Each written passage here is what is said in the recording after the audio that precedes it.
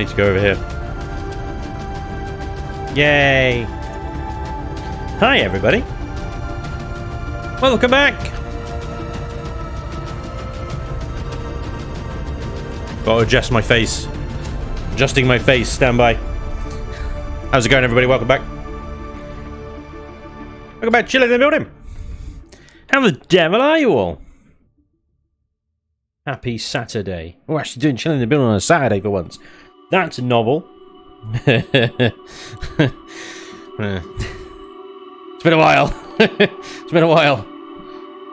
Hope you're doing well. Red Light Sniper, dude, thank you very much. $5 straight off the bat. Bang! Hello, Spanj the Great. Don't know about that, but thank you very much. Hey, chat, can we get a like for the beautiful Brit? I'd appreciate that. Thank you very much. Love it. Thank you very much, Red Light Sniper. Very generous of you. Good, sir. Solo Spirit's in the chat. What up, dude? Anthony Shannock, what's happening? Red Baron, how you doing, mate?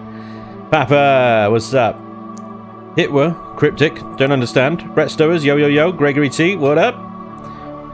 James, Heldgard, Bester, Hi Ninja Spanj. Whoa. I don't know about that, alright. Millet, what up? Howdy, dowdy, dowdy. Nth, Sum 5. We better see some armored glass intermediate armor. Alright. Damn. 3 dragon minimum. What? Space. I love that. Hey, Streamlabs is doing that thing again. I keep forgetting to do this. I gotta like go into it and turn off the auto thingy majiggies. I think I got 2 streams a week where generally I don't do a lot of chatting. I completely forget to turn it off. So ignore that. Sorry about that. There we go. Haven't seen this yet. CV looks impressive. Thanks, Papa. That's good. Good evening, sir. Boomerall. Good evening. Good evening. Cal, what's up, man? Fast and agile CV Spanj. Lol. Yeah, about that. Did I say it was going to be fast and agile? I don't think I said that.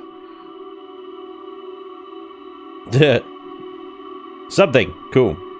Spanj, wanted to share with you. I just had a baby boy yesterday. Oh, congratulations, dude. You're a daddy. You're a father. I don't know which one you're going to go with, but I kind of like the austere nature of father. It's also more dramatic. And then you can pretend that you're in Star Wars. I am your father. You know, lines like that. They're just killer. Just get them in now while they have no idea what you're doing. Congratulations, dude. That's awesome. The BFS martyrdom of Spanj. Oh, here we go again. Sand Squid, what up? Hello. Now watching you with him. Awesome. Hey, little man. Welcome to the world. Make sure you hit that sub button and that like button, yeah? Start them young. Peter Dirk, what's up, dude? Looking good. Excellent picks. Thank you very much. Big congrats, yeah. JD, what up? Hello. Papa's, congratulations for the new life. Highlighted comment. Hell yeah, dude. Oh, look at all the congrats coming in. Hell yeah. Are we naming the ship the USS Bellend? Ouch. Ouch. It's not even born yet, and you're already insulting it. Looks a bit like you've ripped the front of the Valkyrie off. Well, for those of you that weren't with us last stream.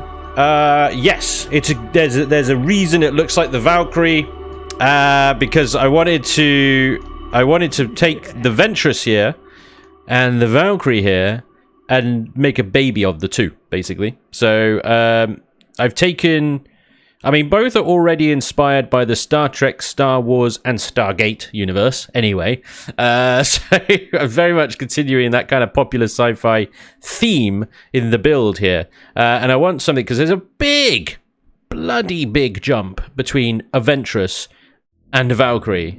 I wanted something in between the two. So this pupper over here is supposed to be an in-between the two kind of ship sort of thing. Right.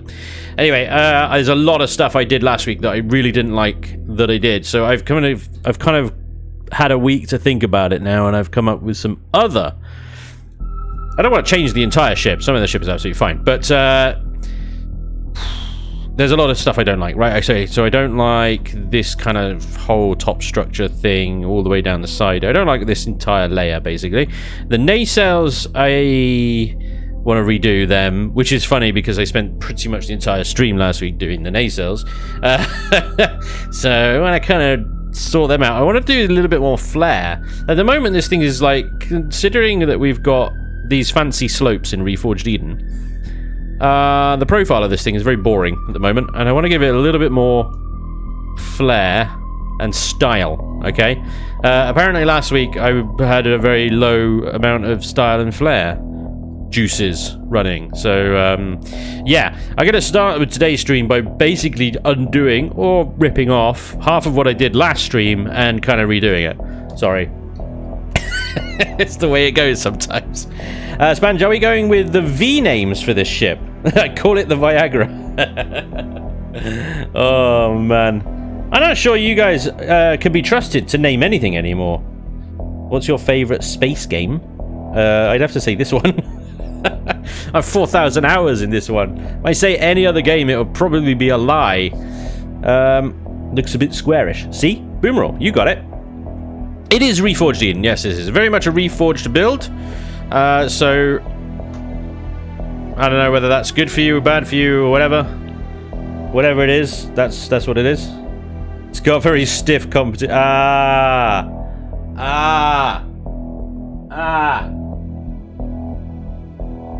Sorry, I just have to. There's a reel from that one.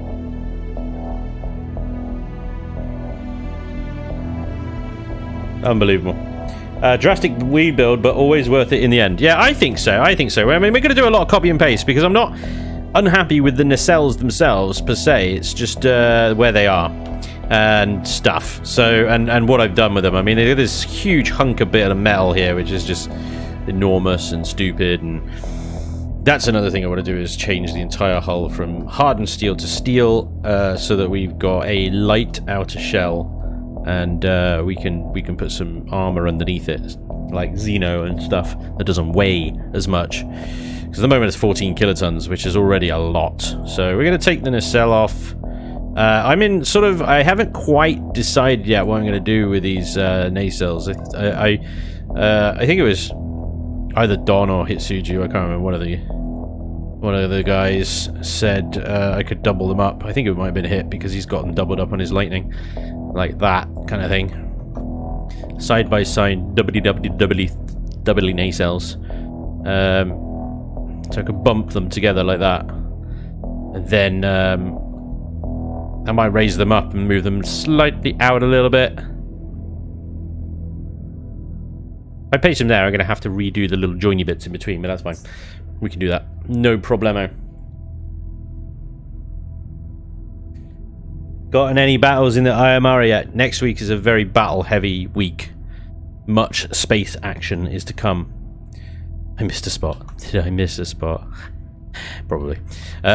Seems to happen a lot. It happens a lot. I need to flip it over, actually. I didn't need to flip it over. I do need to flip it over, if you know what I mean. If you know what I mean. Right, I'm going to paste that there. Right, and then we're going to grab the other one as well. On the other side, do the same thing. It's going to be... you'll have to bear with me, guys, because, you know, I'm ripping this apart. I'm ripping it so much apart. Even though, oh my god. Just undoing the entire ship.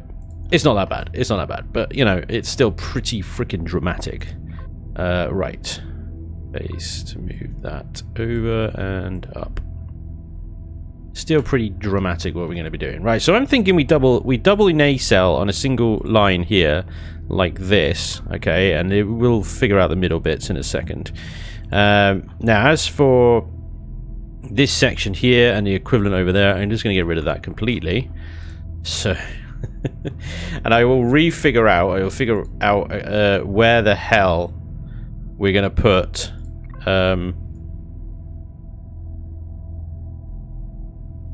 what am I trying to say? The extra large thrusters that they were holding. The drive thrusters. That's right. That's what I was trying to say. What am I talking about? I don't know. So we're just going to delete all that. What? There's a load of stuff left over. That's fine. Now the back end over here as well, I'm going to completely redo this. So we got some double line nacelle-y things. They're going to be kind of like that. You pasted the thruster inside of the other thruster. Yeah, don't worry about the thrusters at the moment. They're going to be moved and changed and flipped around and stuff and things. Stuff and things, guys. Stuff and things. Don't worry about it. Stuff and things, right? See, these now, are, as they're together like this, I'm going to kind of... There's like a mutant creation now. It's a mutant creation. What we're going to do is going to cut that and immediately paste it again, but move it up, I think, 1 and out 2. Not much of a difference, not much of a move, but I think it's going to make an important difference to the overall style and coolness. Coolness is a very important factor. Needs to be cool. Okay. I don't build for, you know, efficiency or combat effectiveness. All about cool points. Out and across 2. That was right, wasn't it? It was out and across 2. I'm not going mad. Yeah. Trust in thyself. Right. So, out and a bit, right, because, do you know what? I built these nacelles and I built them extremely close to the hull. And then I remembered, I did the same thing. I did the exact same thing when I built the Ventress. I placed the nacelles really close to the hull, and they were much further forward. They were like here. And they were like 1 block or half a block clearance between the nacelle and the hull. And it gave it a really kind of weird, squished up look. And then I did the exact same thing I've just done on that ship there, is I spaced the nacelles out a little bit more, gave them a lot more breathing room, and it worked on the Ventress. I think it looked a hell of a lot better on the Ventress. So I'm not going to double up, have the quad nacelles here, or engine pods, whatever you want to bloody call them. I don't want to have the quad effect here. I'm just going to stick with the 2, but they're going to be doubly like that. So we're still going to have 4 forward, 4 backwards on the drive thrusters. Okay, so what we're going to do, and this is where the flare and the sort of cool factor comes from, right? Bear with, because you're going to get a lesson in just being ice cold, baby. We're building spaceships, but we're ice cold while we do it. Oh yeah. Oh yeah, don't talk to me about any of this dubstep and hip-hop nonsense. No. It's all about shipbuilding. Virtual shipbuilding. It's not even real shipbuilding. It's okay to be impressed, right? Okay, so I'm getting rid of the supports there, and I'm going to get rid of these thrusters as well, and to be honest, this entire rear end is going. So we're going to go grab you, and we're going to end on, I don't know, you over there. So grab the box, make the box bigger, and delete the box. There we go. Right. Ah! Somebody took my arse off. Right. See how it looks infinitely better already, doesn't it? Just taking that back end off like that. Oh dear. Spanj, how does this Valiant sound for the ship's name? The Valiant's been... It's too obvious, though. Valiant, don't get me wrong, brilliant name, and that's why it works so well in the Star Trek universe. But it's been done already. It would be like calling it the Defiant, or Voyager, or any of them, basically. Or the Ticonderoga, whatever it is. It would be really nice if building a real ship with that easy. Oh, yeah, tell me about it. Any bugger could do it then, couldn't they? The USS Viking. Nice. We're going Viking. I was going to do something. Right, that was it. Yes. Okay, I need to replace... we need to do a replace block. So this is a great command. If you build something out of one material, you can quickly replace it with another material with this command. It's pretty...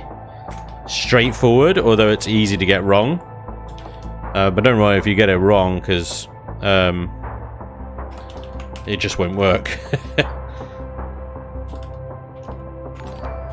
Right, so what I got is replace blocks, which is the command, the ID of the ship, which is 1035. We can see up in the debug information, which is the DI command I run before this one. DI turns that little black box on, which tells you all the useful information you know, the ID of the ship, and what type of block you're currently looking at. That's the bottommost line there. 406, hull armored full large. So I'm telling it to replace the blocks on this ship, find all hull armored full large blocks and replace them with hull full large, which is a standard steel block. Hit return on that, and there we go. It replaces all of the hardened steel, large blocks at least, with steel blocks. Now you'll find dotted around here, there and everywhere, there is still a bunch of hardened steel blocks around. I quite like these ones up here, but some of them, to be honest, I'm not sure. So you can then go to each one of these that hasn't been replaced and find out what that one is. So there's various blocks. Press up to bring the last command up. This one isn't full, but it is extended. And then replace full with extended. Rerun the command. I don't think it's case sensitive. I just do it for force of habit, I think. And then we've got thin, and then thin.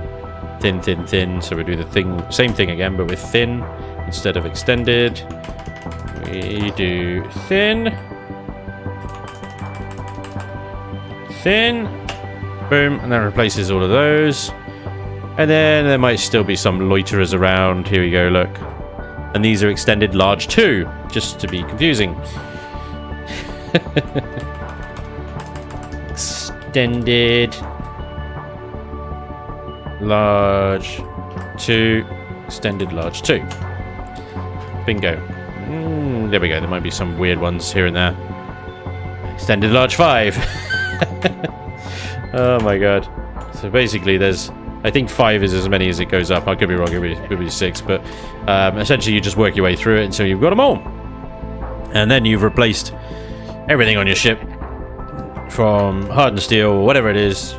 I've just cut the weight of the ship in half.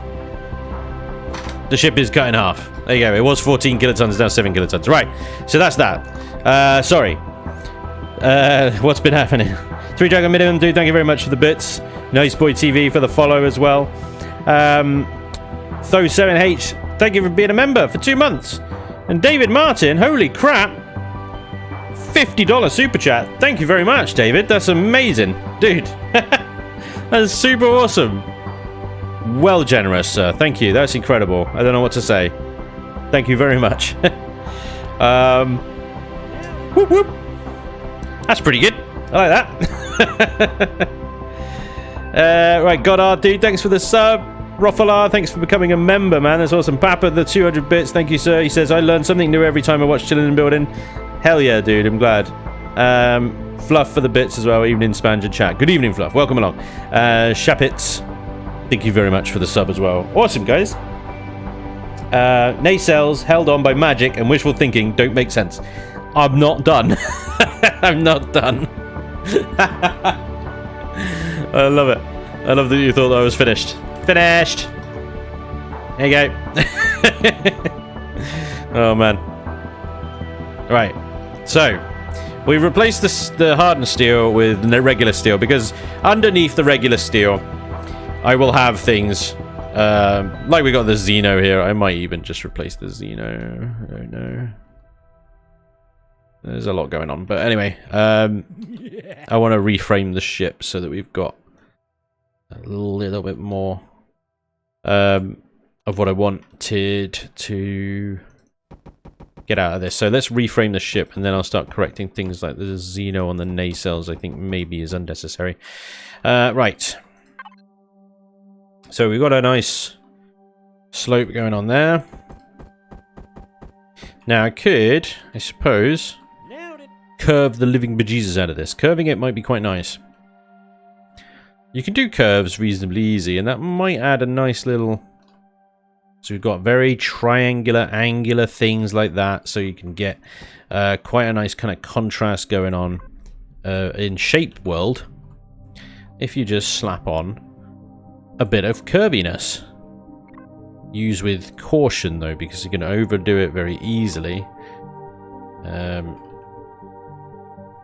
And then suddenly it looks a bit pants. Yoink.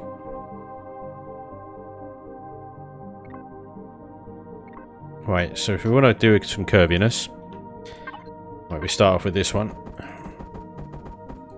It's quite easy to do, really. You just got to progress the slopes in a certain order.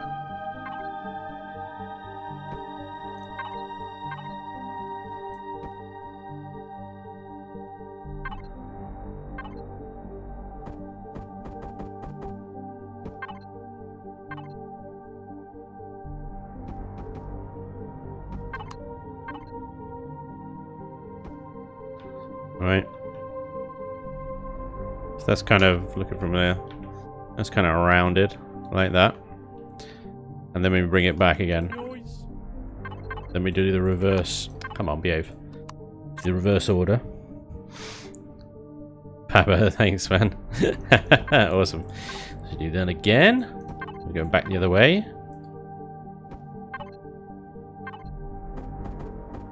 And then...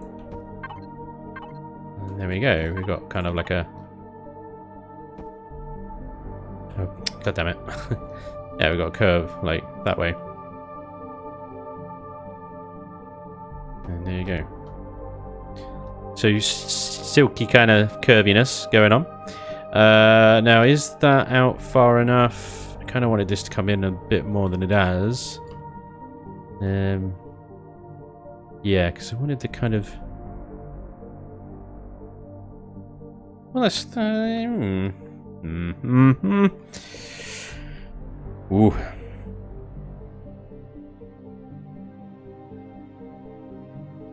Kind of wanted that to go a little bit further along, which would mean I'd need to elongate the curviness a little bit more, but then that might affect the length too much.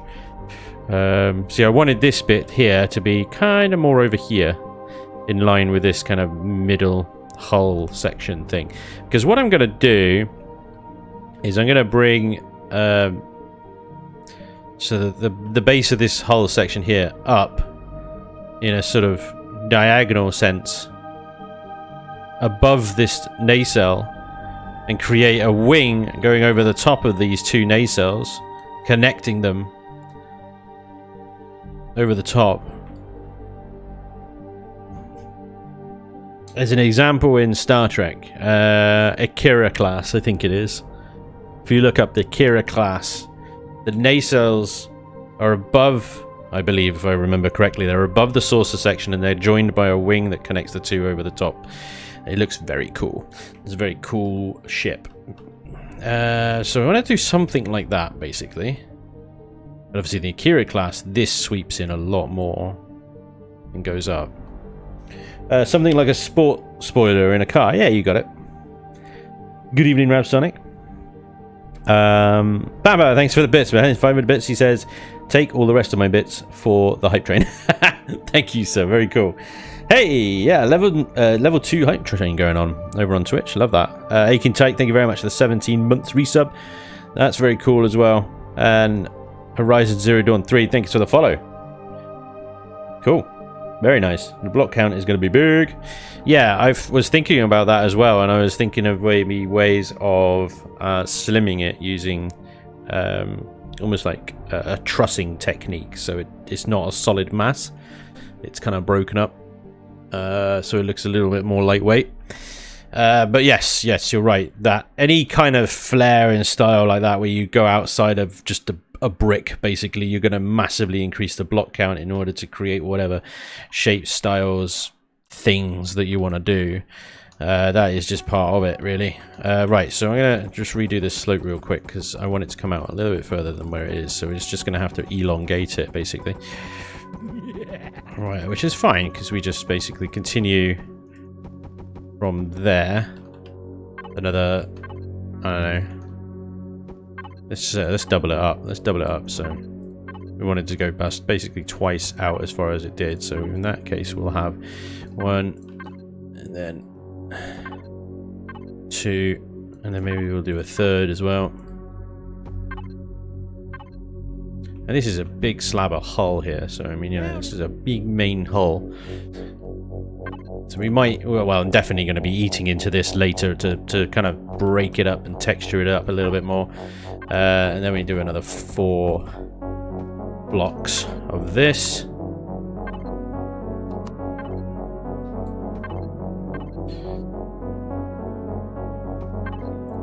We got going on now. Grey Walker, thank you, man.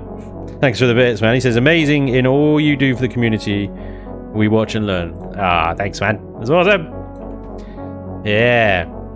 Okay, so, and then we go back again. So, same thing as what we did. We're just putting more blocks down. So it's exaggerated. And it will mean that this is kind of less curvy than what the original one is, because obviously that was less blocks. So, I mean, if you look at this now, you know, it's more janky. Definitely more janky.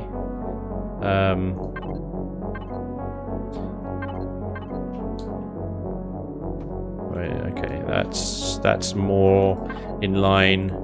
It's almost too in line, too much now, but I suppose actually what we could do, we just take it back to this one here.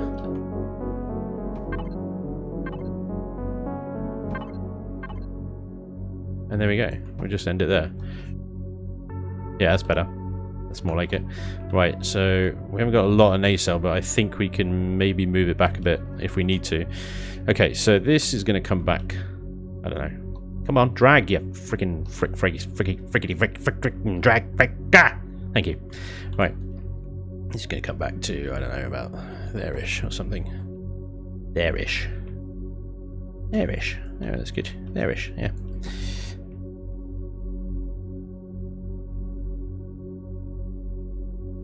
And we can even go back further than that. That'll be fine. Ourselves plenty of room to work with. Yep. Okay. And then that's going to end in a sort of thin-ish section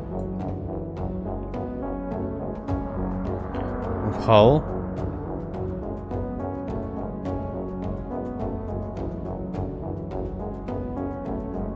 That is then going to be sort of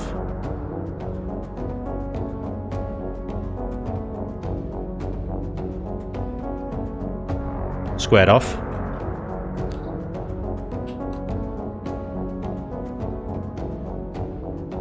Like that. Now, so we're going to have the supports for the nacelles now. Start around about there-ish. There-ish. And we're going to go up on a 45 degree, I think. Anything less will take too long to go up. I think it would be nice to have, I don't know, the 3x1 slope in. You know, it would be really nice gradual slopes up, but I think it would take too long, and it would be back here by the time we get up to the right height. So, let's see about this. So we want the joins to be about there-ish.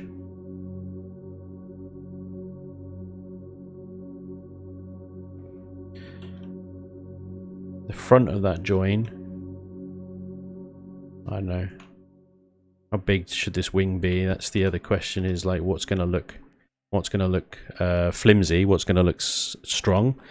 If I'm already going to sort of create a kind of trussing kind of effect with it where I can, then it needs to still look strong enough to take the weight of these nacelles and stuff.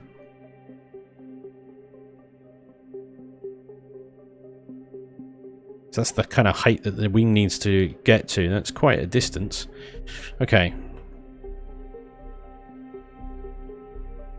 And that's not even like the top. So I suppose at the top of the wing, let's think about this. So we've got a block there.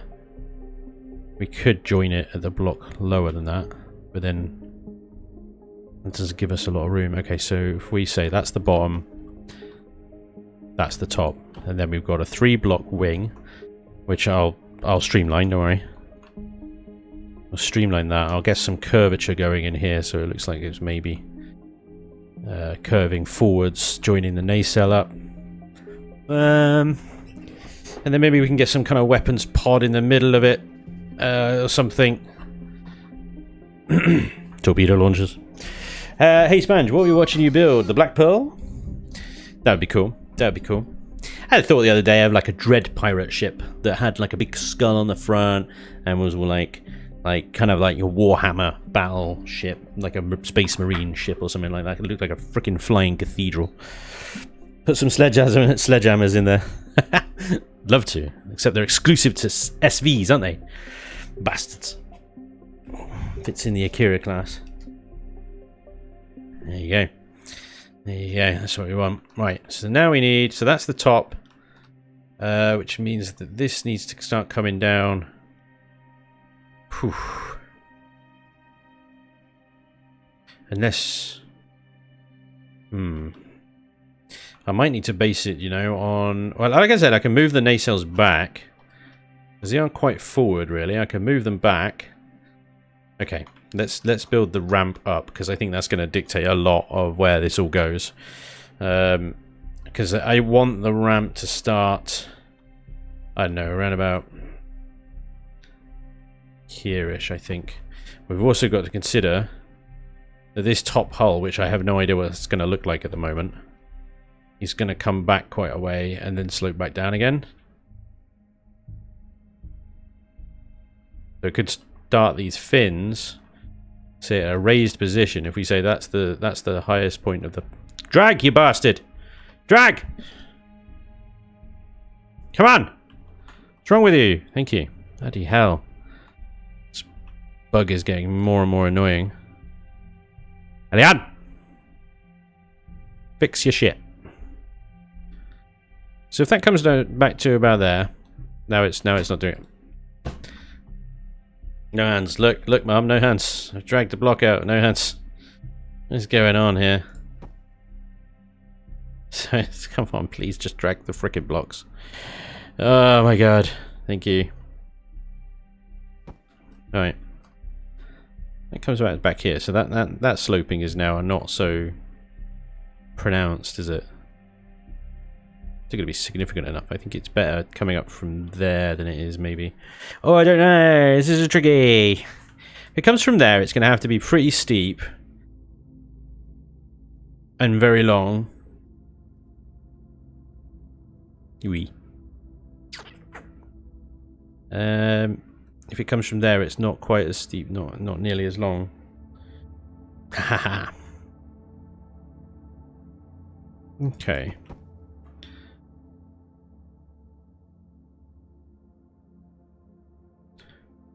Alright, I think we're gonna have to come down from the wing then, aren't we? Alright, so let's do this. Let's do this. Oh, I don't want to. I was wondering about the 45 degrees, but I just think that the 33 is just going to work a little bit nicer. This is a tricky one because this is like, it's quite a sleek kind of shape that I'm trying to make here out of freaking square blocks. Look at Mission Impossibles, right? Right, so we're going to come down, down until we're about level of that, which I think is one more round of blocks. Right. Okay. Thanks for the assistant getting onto RE yesterday. Oh, you're all good, man. Welcome along. Hope you enjoy.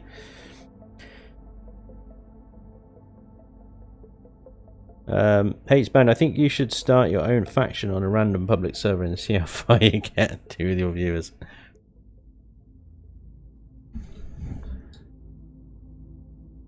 Problem with that is I can only do it if I don't advertise where I am, otherwise the server's just going to get overwhelmed.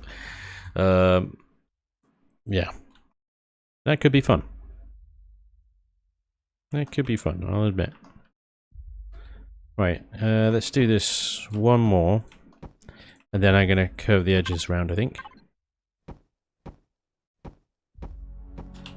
And we'll do it half blocks or... No, do it whole blocks because otherwise it gets messy. Okay. So this one.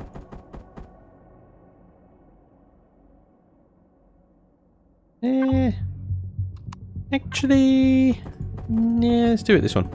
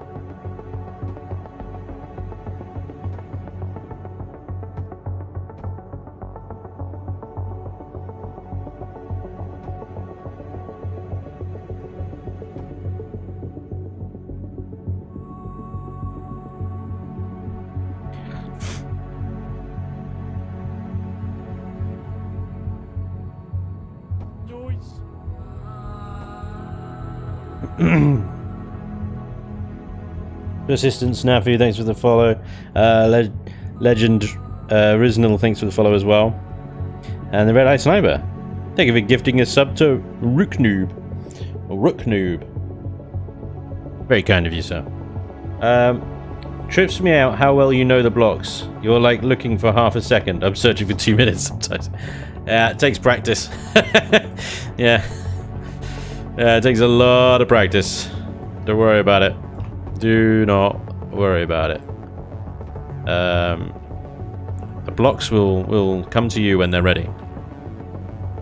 Right, I need to start coming up behind this thing, so... Actually, you want to come down from this angle though, here.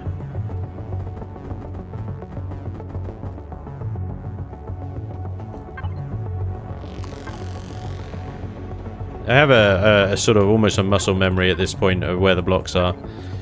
If they change the atlas on me, I'm screwed. I didn't mean to build these outer ones, need to be shaped. Screw it, I'll do it in a second. Well, I'll do it these two. Like that.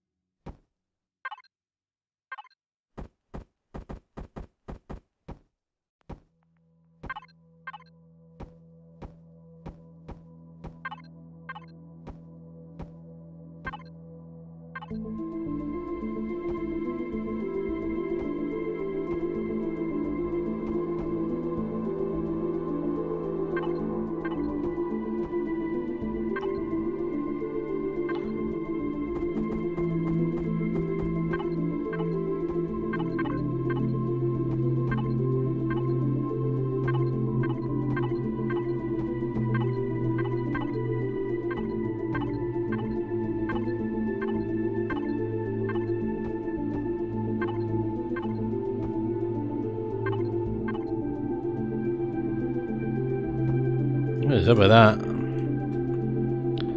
Weird lag going on.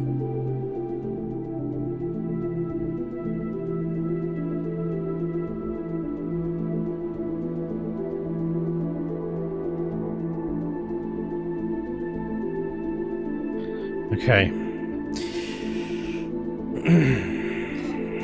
What I'm thinking now is that these top blocks here are all going to be just half blocks, the bottom ones as well, except in where it joins to the hull. and then it will... So the middle one's whole blocks, and then I'm thinking like, yeah, we're still thinking some kind of weapon pod thing in there. I may be able to put in a bunch of like laser or artillery cannons or something. But all along here, what I want to do is streamline this wing a bit, basically. So we can actually do this one here.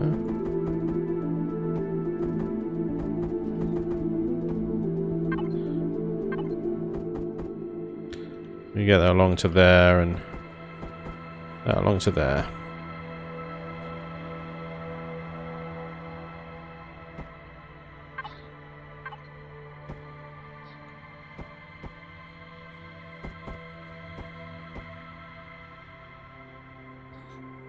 I mean, this is all going to be blocked up anyway, so that's fine.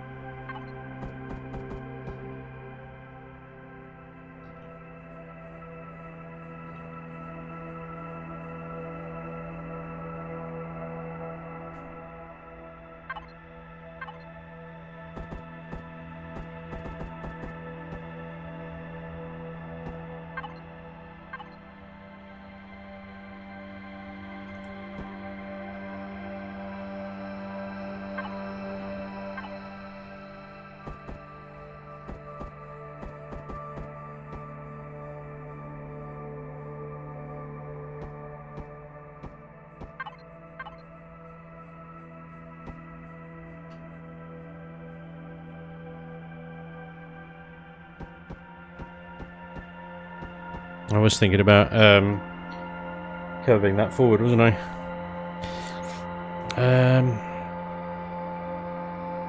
That would be difficult to do with the sloping that I've now done.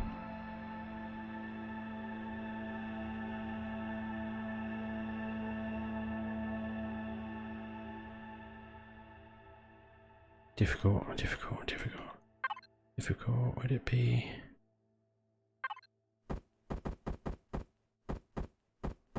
Nailed it.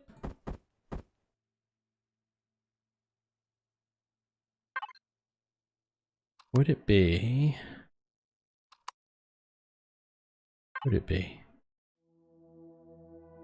I started a 45-degree.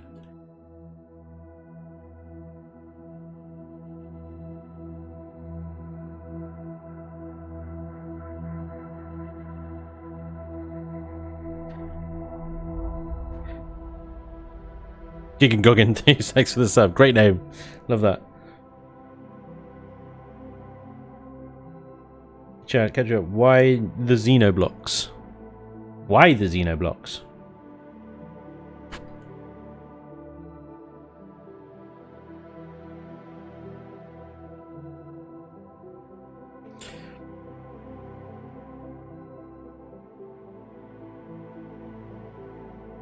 Extra armor. Yep. Yeah, Xenoblocks are lighter and have more hit points than combat steel. Xeno material is not overly difficult to get hold of. So, you know, it's worth encasing sensitive things like thrusters and whatnot in a bit of Xeno material if you can get away with it. Right, what I'm thinking here is... Right, okay. If I place you there... Let's cancel that a second. And then it's a case of switching between you and you.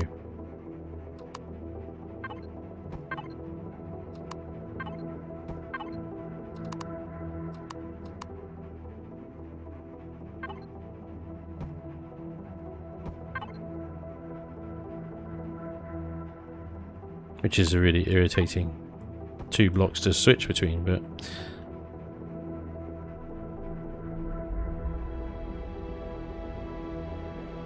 I could pull this off. I think it'll look pretty cool.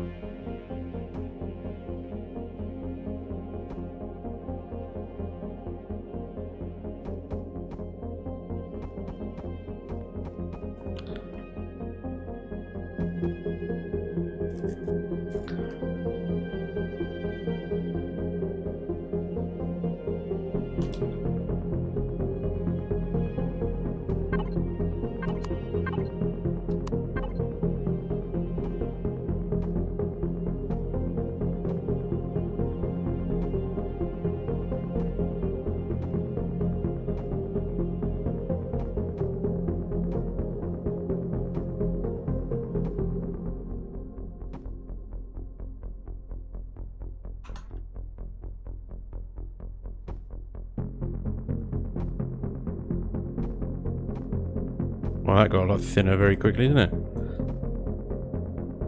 How did that go from like 2, 4, 5, almost a 5, 6 block gap, Mom, to 2? Why the hell did I start that a bit too early? I think I did, didn't I? Should have started it maybe back there.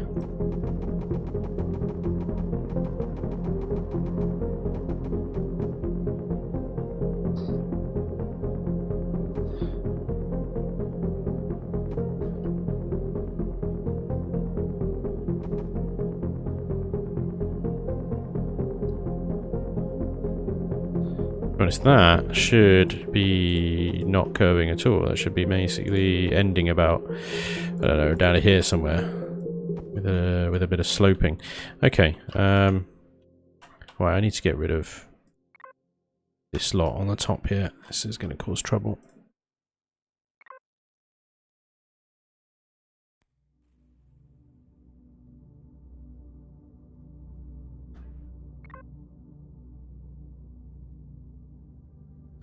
Come here.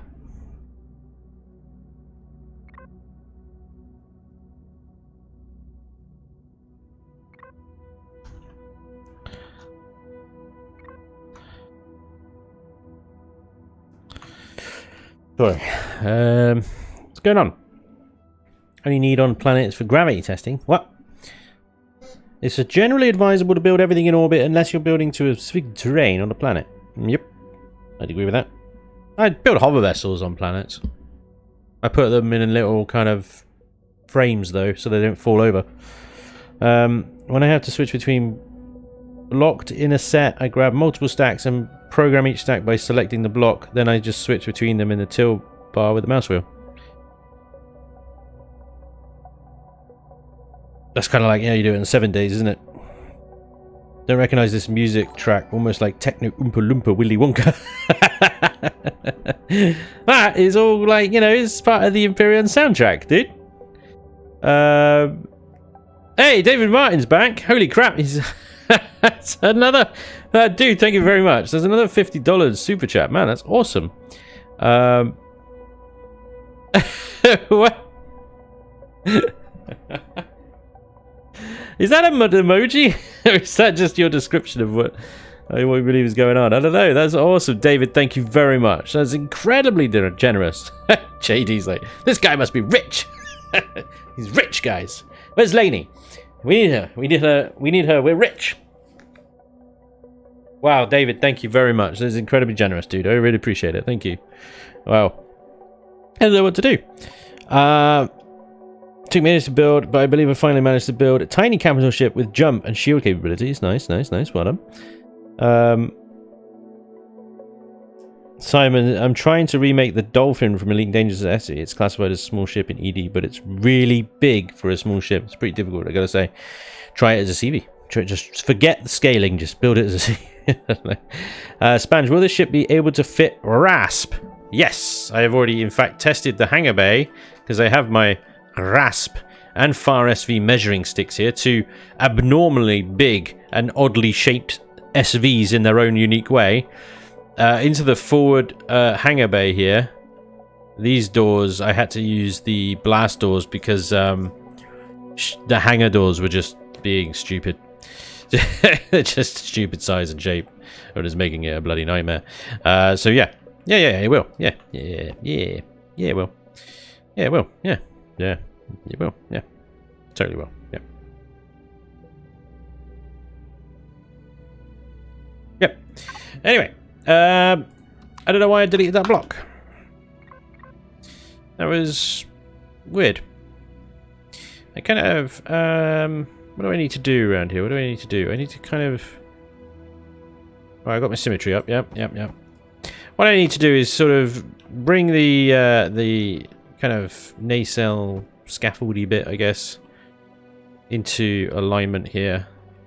But I'm going to sort of connect it to the hull in a very standard sort of way.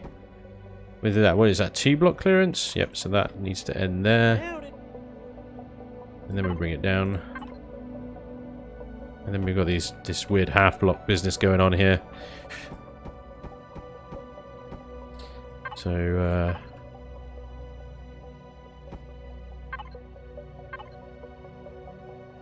there we go. Well, that looks kind of rubbish, doesn't it? We'll figure it out a bit better later. But there we go. Okay. Hey, Tidius, dude, thank you very much. That's awesome. Thank you very much for the kind donation. Very kind of you. Tidius, awesome.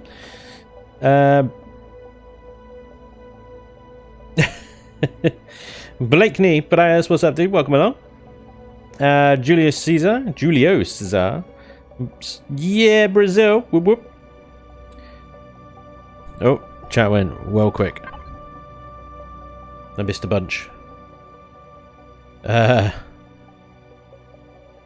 an hour, not too bad. That's better than most scrubs.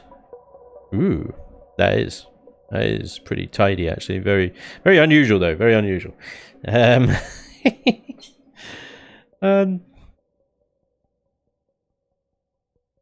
You guys are just having your own little conversation in there. I love that. Hi, Spanj. Are you re-going steel and Xeno?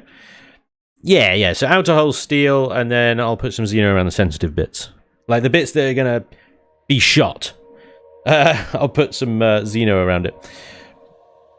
I was using hardened steel, but the ship at hardened steel was 14 kilotons. By swapping it to steel, we're back down to 7.74 kilotons, which is a little bit more manageable, shall we say?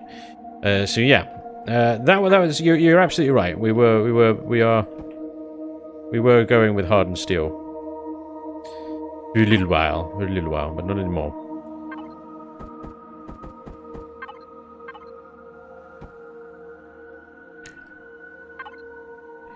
I'm kind of stuck at the moment because I've got a really nasty little blendy thing to do here. So what do we need to do is actually bring that down, but I don't quite... How am I going to do that? Like that. Yeah, there we go. And then we're buggered, basically.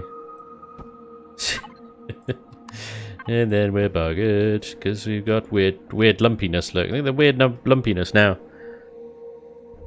Kind of like I need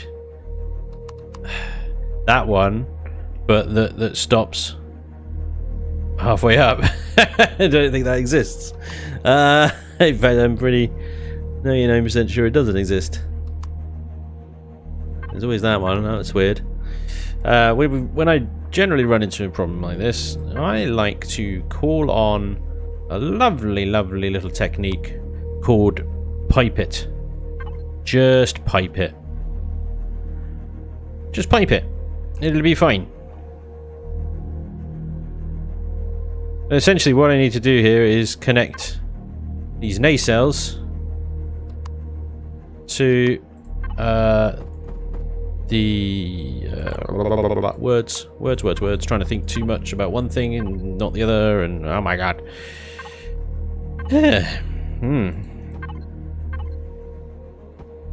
Try and connect the nacelles to the support beam, the wing at the back. That's what we're doing.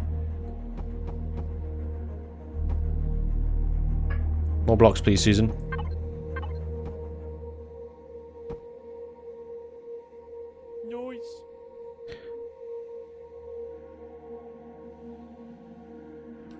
What we've got going on here is actually an opportunity to continue a theme. What I got going on here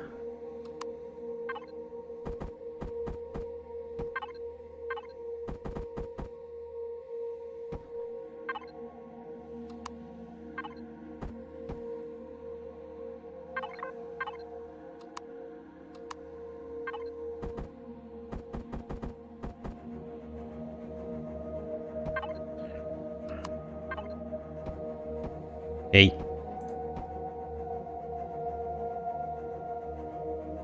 Yeah, we got something going on.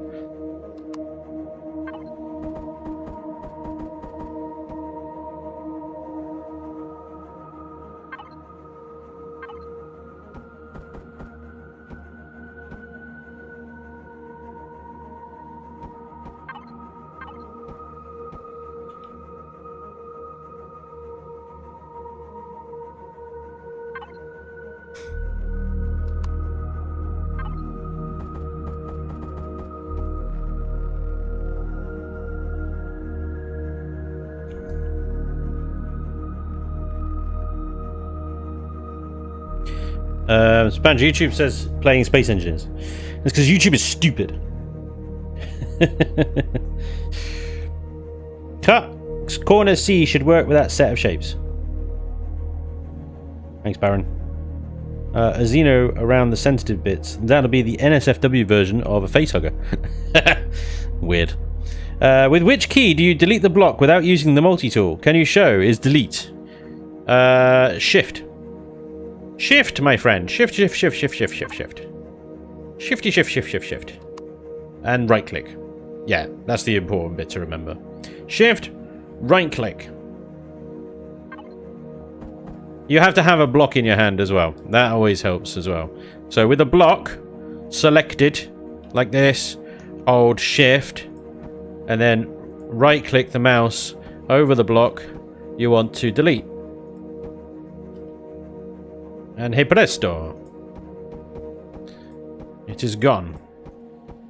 And you can really do quite a lot of deleting with this sort of technique. So if you want entire sections just deleted very quickly, you can just hammer that right click button while holding shift. And away it goes. And away it goes. But yeah, no, deleting stuff with a multi-tool. Ugh. No. No, no, no, no. That is bad. That just takes too long.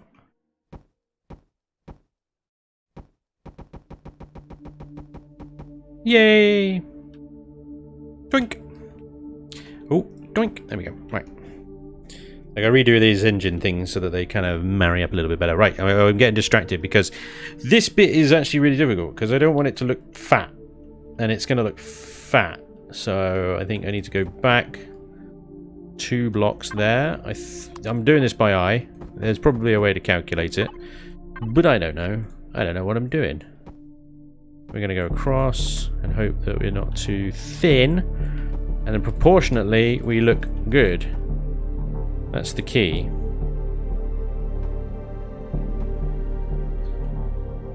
Difficult to tell from that angle, but I think we're good. I think we're good.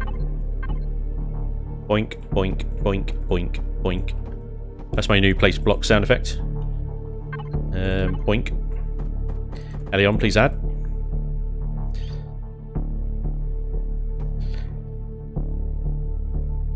I feel like if the blocks made boink noises every time you placed one, it would be a much more fun game. Boink.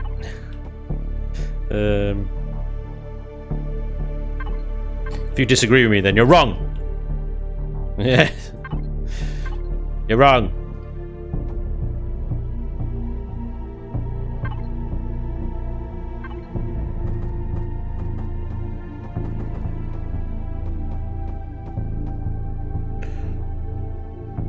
Hey DJ Lecour, what up dude? Ploink for building and headshots. Ah, ploink for headshots would be amazing. Those thrusters look like an owl. An owl. Ah, lovely. Ooh.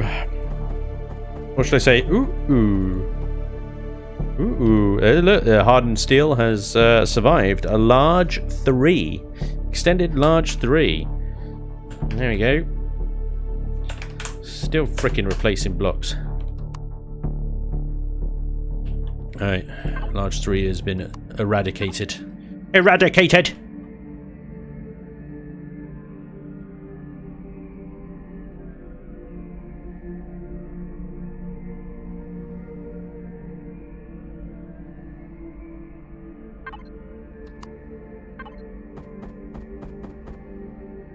How the bloody devil worshipper did he do that? That's over this block here. Oh, so this is all... Wait, what? Hey now.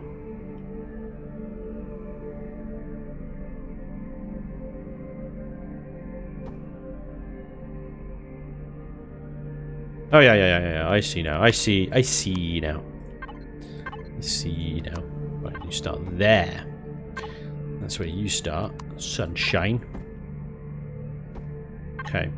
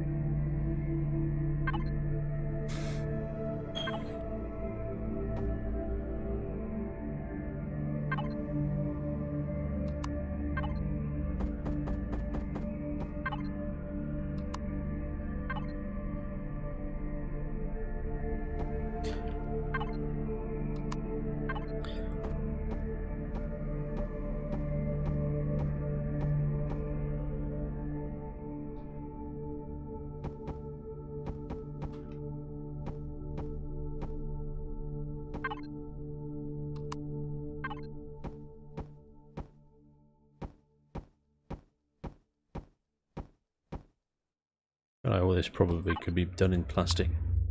Save a bit of weight, wouldn't it? Oh dear.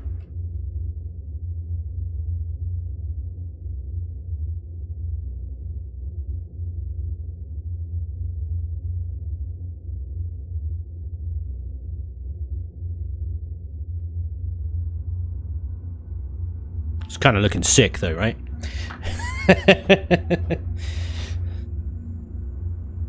Hey, Inokenzo. Welcome. Hi. Hey, caught you building again. Welcome, Brandon.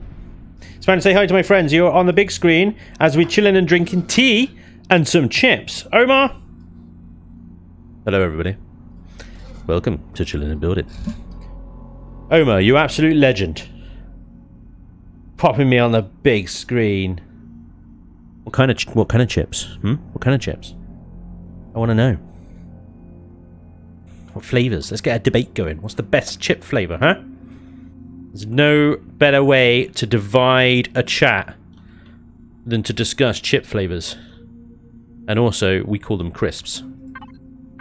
Because, you know, that's what they're actually called in English. Deal with it. We invented the language. Get out. We are, therefore, in charge. Rules say so. Right. Now that we've kicked over that beehive. Doritos! Love Doritos! Doritos are awesome! Yes! Big shout out in the chat for Doritos. Also, kind of want to get sponsored. Hey, Doritos, what's up? Send me lots of Doritos. I will praise ye. I will always speak well of Doritos. Doritos. Beef crisps, 10 out of 10. I can get behind beef chips. Beef crisps, they're good. Best chip flavor is Intel and soy. Intel, brilliant. Crunchy. Give me beef and onion. Doritos are awful. I say, fight me. Zeke, you're on. Spanj, can you take a look at my last message? Oh, I'll try, mate, but the scroll is strong today. Let's see. Blakeney. Hold up. We started a whole conversation about crisps, mate. You've got no hope. Oh my god. Yeah, I just need to... Hey, JK, what's up, man? Oh my god, Blakeney, how far back am I going? Right, here we go. Spanj, are you trying to outdo the TRW Hawk? By the way, did you manage to take a look at the TRS praxis? Oh, yeah, no. Sorry, dude. I have not had a look at them. I don't have a lot of time to do that sort of thing, unfortunately. But the pictures that you sent me, it looks great, dude. It looks great. Yeah. Looked a pretty decent ship. You should be very proud of her. Can't argue, but yeah, I see what you're saying. All the nacelles and stuff. Certainly not trying to outdo anything. I would say that, you know, nacelles, I don't own them. Nobody owns them. Maybe Star Trek owns them, which means CBS owns them, and we're all in trouble if CBS owns them. Oh boy. Prepare to get demonetized en masse. And shut down. Okay, right, we've got potential issues here, because I've got some sidewaysness going on. That hacks into the half-block setup of these nacelles.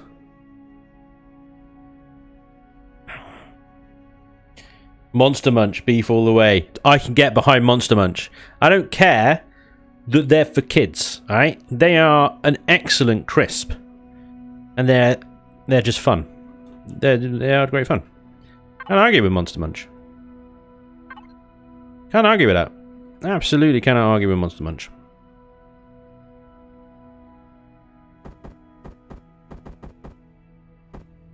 I'd also accept a sponsorship from Monster Munch. Spanj, can you take a look at my second message on your last stream? It was hilarious. Yeah, that's a good one.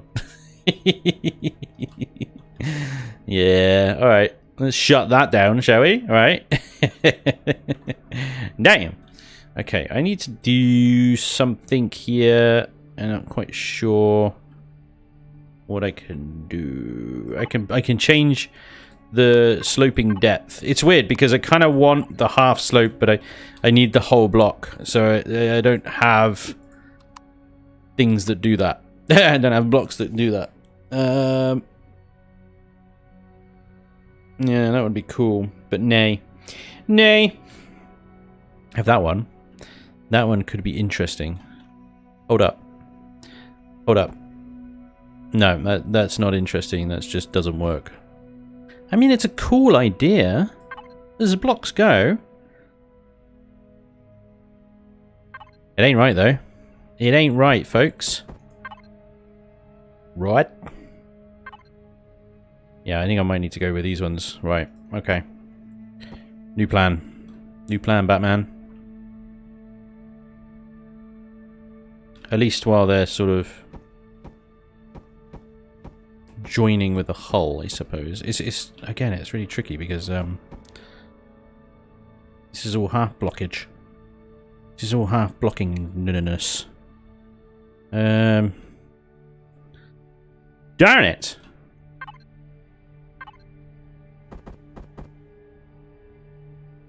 It's a lot of nacelle to cover up, isn't it?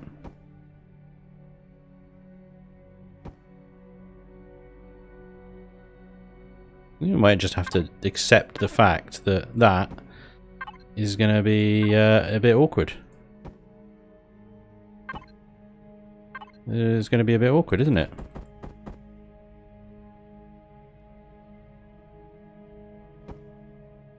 All the way along here, it's going to be a bit orcs.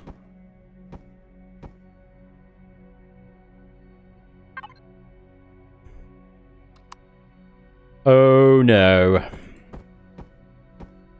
Oh, it's just hideous. Oh, it's hideous. I don't know what else to do. This is just hideous. Nasty.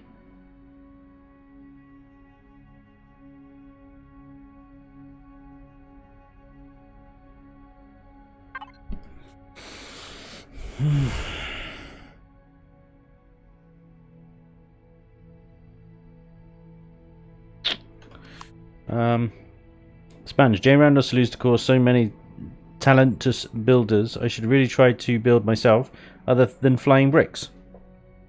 Maybe we'll start with flying bricks. Nacelle, Sell? I say thee nay. Bo, you're on one today.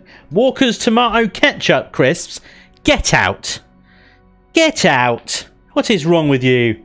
No, those crisps need to be banned. Horrible. Nasty. Nasty crisps. They're like anything prawn cocktail as well. A prawn cocktail can get in the bin. Prawn cocktail. Controversial. Spanj says controversial opinion. I'll be banned in a week. It's been a pleasure, guys. Been a pleasure.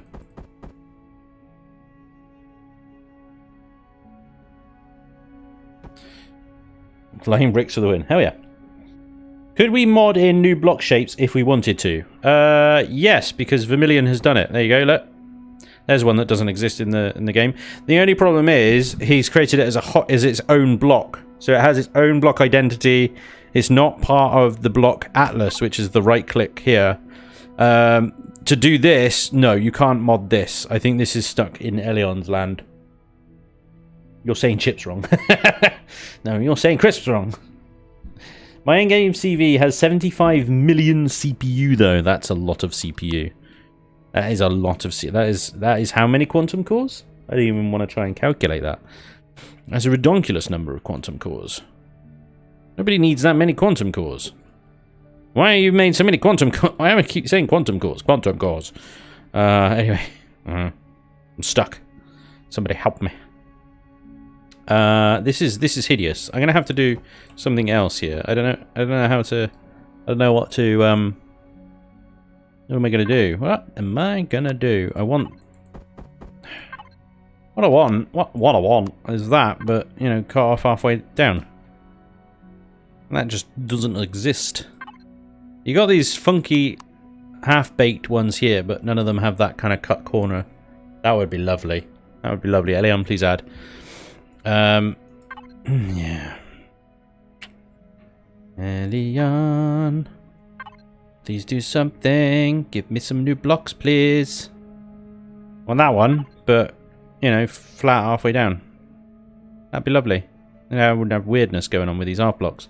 So I think what I'm gonna have to do instead of ARF blocks is ARF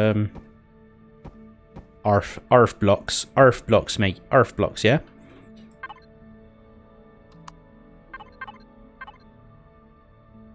Continue that along as whole blocks, basically, until I can get away with not doing that as whole blocks. So,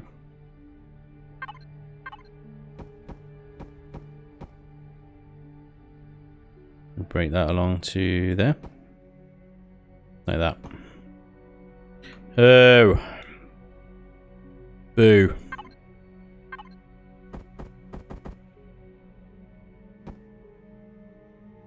Then we do that.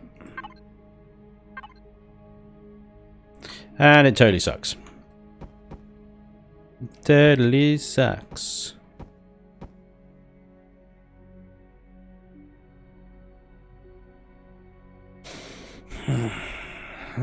I'll figure something out. I'll figure something out at some point. I don't know how or what, but yeah.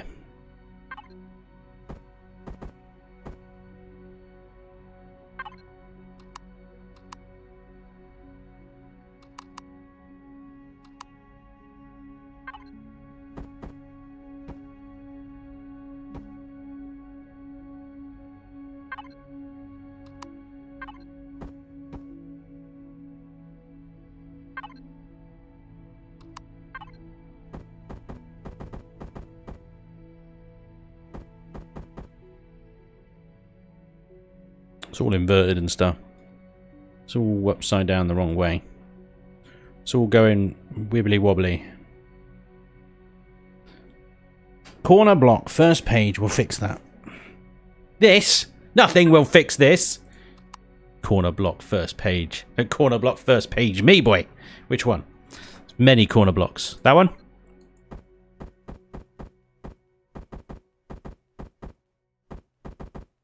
Nope, not that one, right? Spanj, where do I go to kill drones and get their bits? Chat says M2 systems. TLT. L, R, R? R? Maybe R. Not sure. And M2, yeah. M2, possibly. Some M2s, not all. Basically, the further out on the edge of the galaxy you are, the more likely you'll find drones. 5 down third. 1, 2, 3, 4, 5. 1, 2. That one. No. Nah, see, there's no block that will solve that because it's all upside down and stupid. It's all upside down and stupid. So yeah, it's just inevitably going to be upside down and stupid. Gets you half. Yeah, no, that's what I had there before. To be honest, I had that one there before, but it looked uggo. It looked uggo as all hell. It looked nasty. So I ignored it. There we go. Right then, ladies and gents. You know the drill. If there's some kind of like oddness going on and we can't resolve the shaping, what we do is we pipe the living bejesus out of it.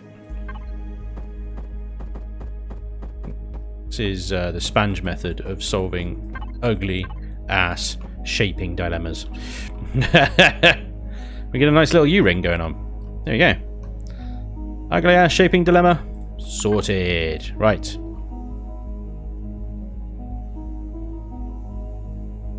Thank you very much. Hope you enjoyed today's ugly ass shaping dilemma.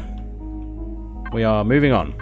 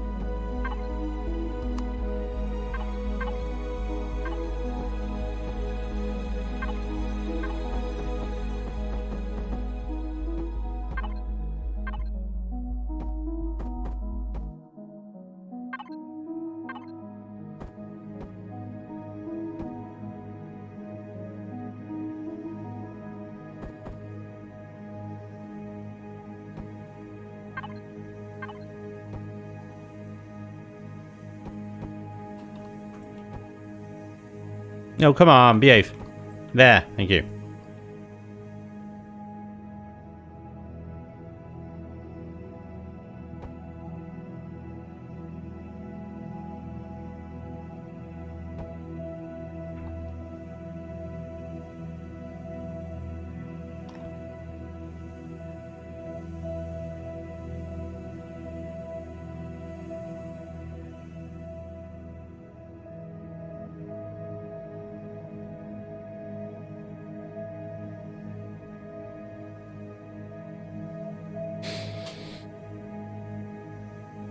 Piping isn't the last resort, it's the preferred option. Imagine doing an hour's worth of shaping and finding out your symmetry line is in the wrong spot. Don't. Just don't. It's not. Is that what just happened to you? That sucks. But it ain't gonna happen to me. Ooh, no. Right. Okay.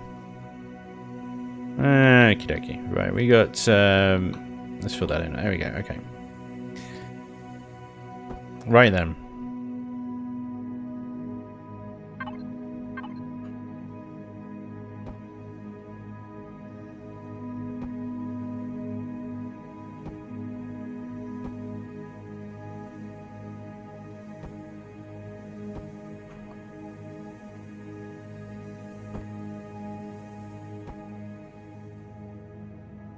Okay, so we have... Yep. That to there. And that to there. And on the other side, the same. That to there, that to there, to there. Alright. So in order to try and keep some kind of weight under control, I guess, I don't know.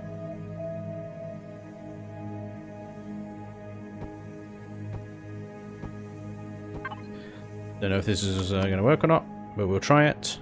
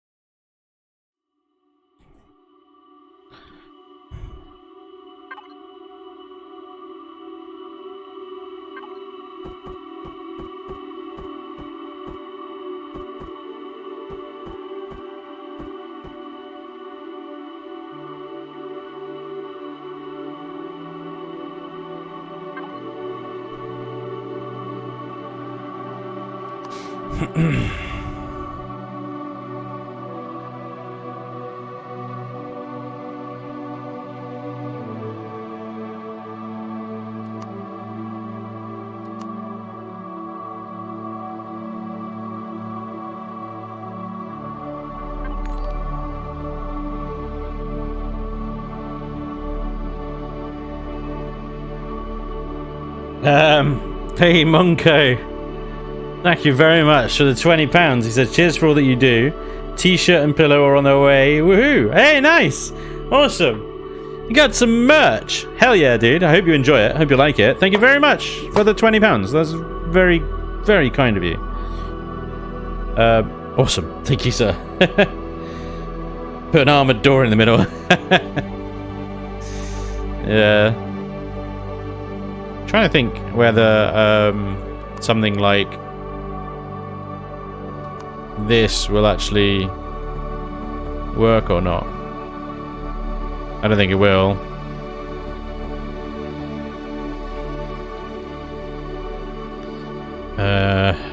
Because, you know, it's ultimately not what I'm trying to do. So I think, to be honest, it's just going to have to be the whole plastic blocks right through the middle like that.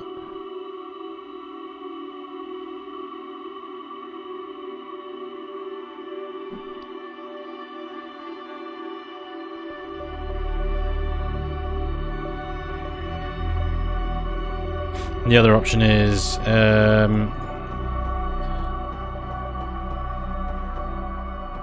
just one trussing effect we can do.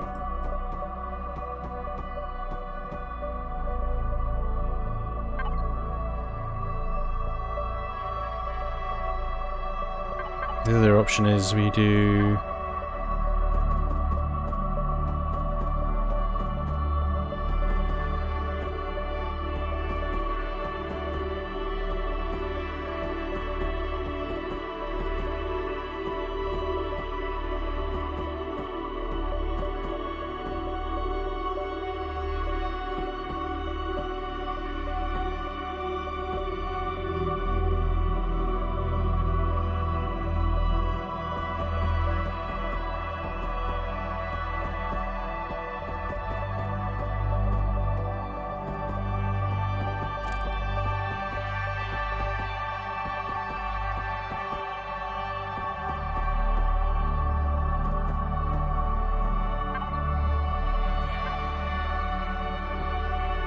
and do that sort of thing.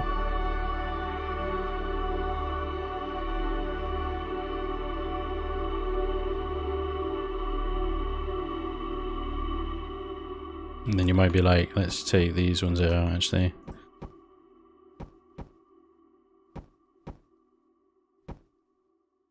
And like that. Suddenly it's less truss and more There's not enough gaps between it.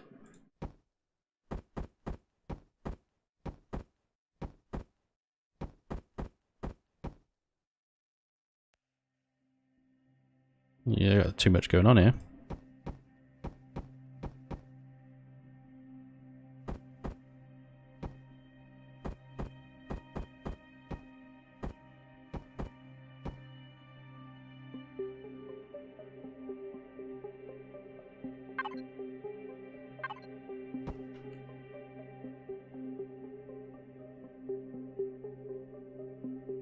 You kind of want them to cross over, basically.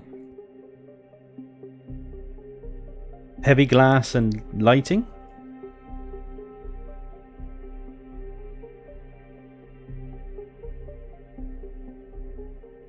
Trying to save weight, though, that's the problem.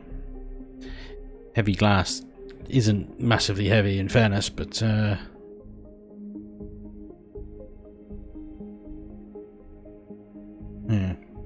Spanj, in the center of the nacelle pylons, add a mission pod and think Star Trek, the class of ship, Miranda and Nebula. Yeah, I mentioned it earlier that I was going to put some kind of like weapons array up here, kind of based on the Akira class, kind of nacelle setup sort of thing. Mission pod, whatever you want to call it. I call it a weapons array, but yeah. Mission pod is much more Starfleet. It's definitely much more Starfleet. God, I'm a bit stuck here.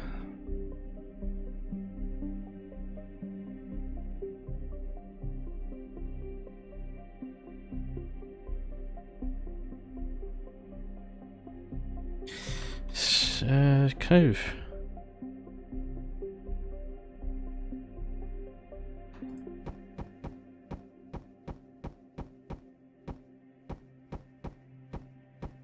Whoop.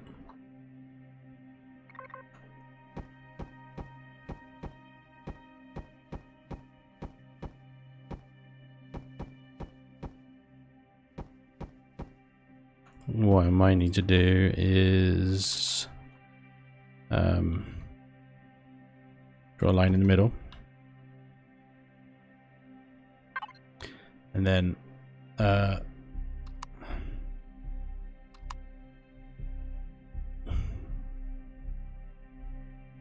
where are they?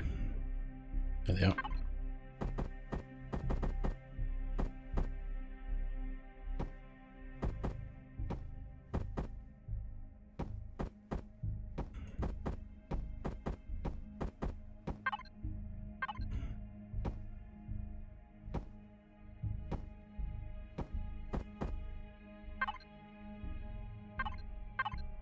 Yeah, this doesn't already work, does it?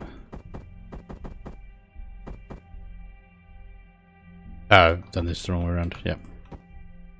Of course.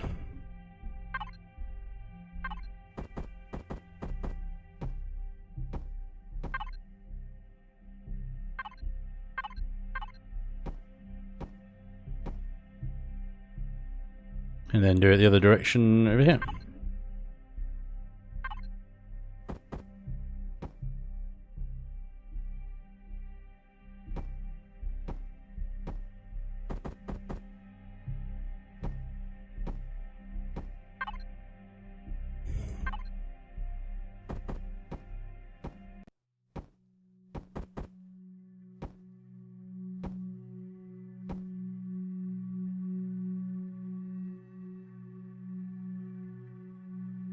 Kind of like chevrons. Well, exactly like chevrons.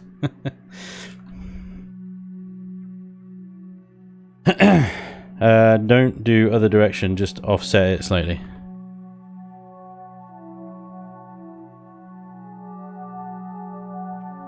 Could work. So instead of like that. Damn it. Damn it.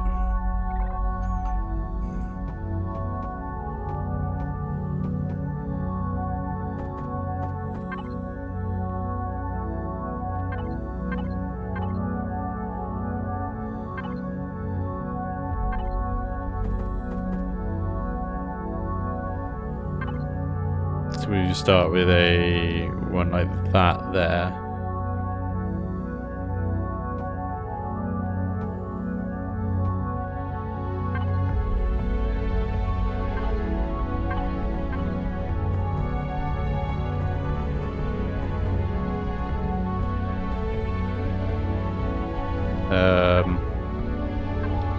Is that one then?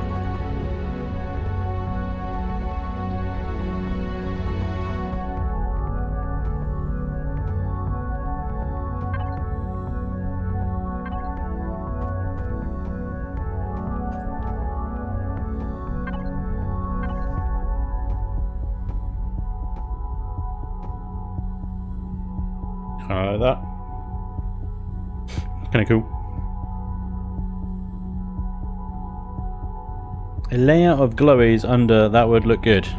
Yeah, so under I was thinking, yeah, a combination of pipes and conduits and stuff, some of which will be glowage. Yeah, definitely. Right, so we just copy, paste, flip that upside down.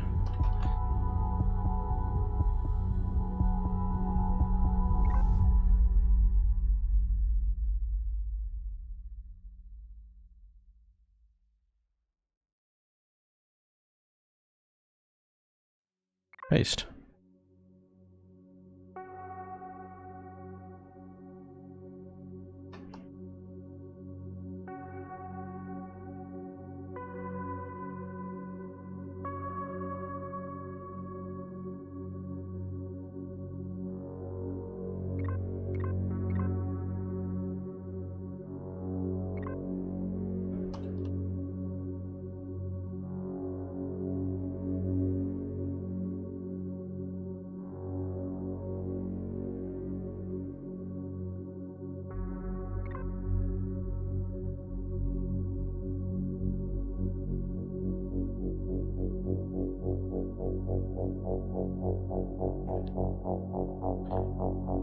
Cool.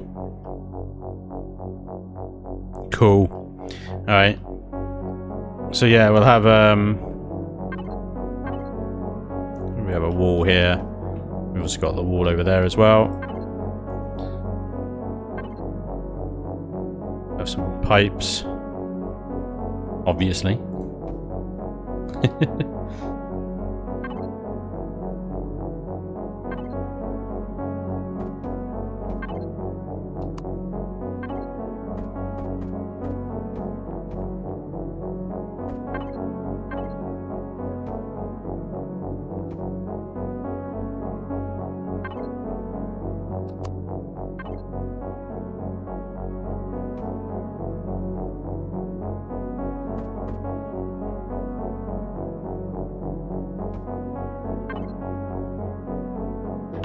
I could put other stuff in here, like maybe some antennas. Could go in here quite nicely, actually. They got some nice glowies on them.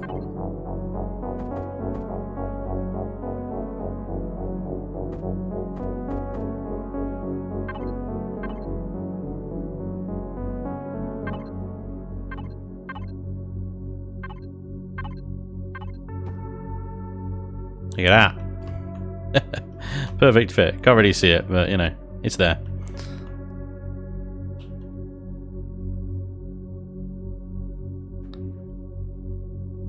Cool.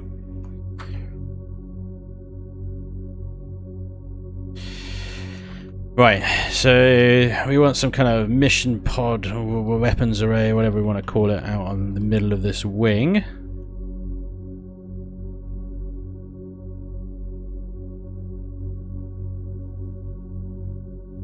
Actually going to take up a fair bit of space here, isn't it? So I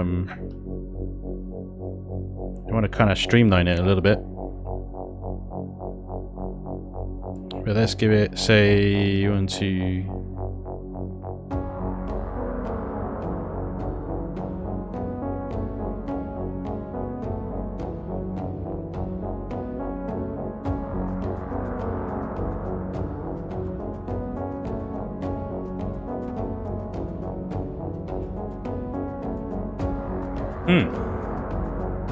Maybe a lot of room for much else, but yeah.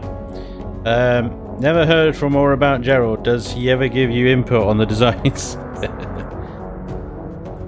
Oh, it didn't do the pipes and stuff in symmetry. Never mind. Yeah. I didn't, you're right.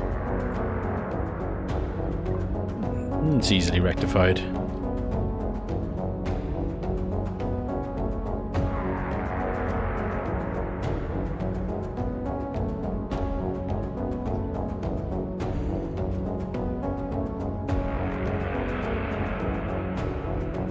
No! Press the wrong button.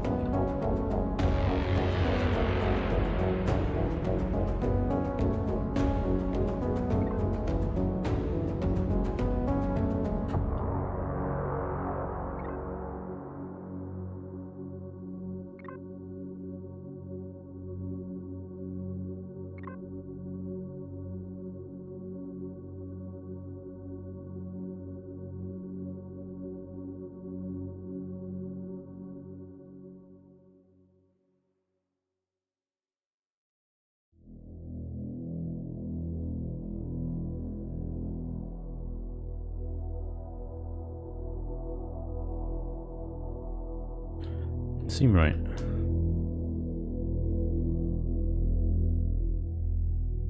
Does it stick out more than it should? Oh, I think I know why. Yeah.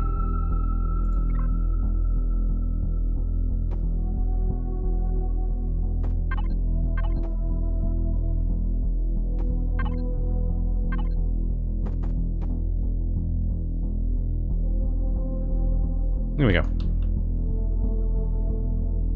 Fine. Well spotted, thank you very much. Right. Need to design a ship just for Gerald. It'd be an escape pod, mate. Easy. Hey Spanj, what are the sizes of this ship you are building in meters? Hang on. It'll tell us that in a second. I don't think it's going to be massive. Dimensions. So width 122 meters by 188 meters by 32 meters. There you go. So size of a Corvette, really, in grand scheme of things. Did Bill ever get out of his spot? No, he was. Last night, Kithrin popped in on him, and he was still standing on top of the constructor. I don't know what he's doing up there, but yeah. He was on the constructor still. Just chilling. Just chilling. No idea why, but there you go. You mean ejecto-ceto pod? Yeah, you got it. You got it.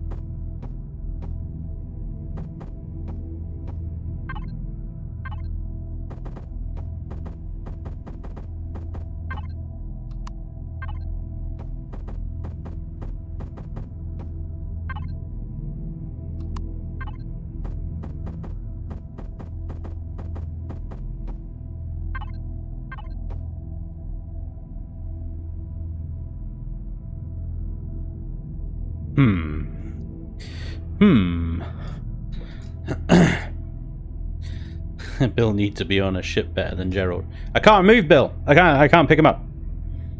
Cool Splitsy, he can help build a Gerald decoy generator. There's one for Capac. Nice.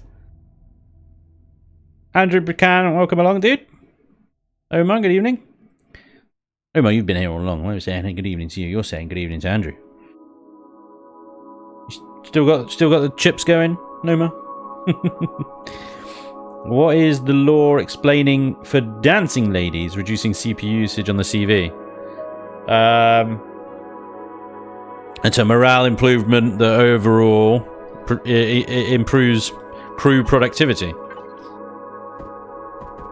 Only works if you have other crew already in the ship. The bullshit levels are strong today, huh?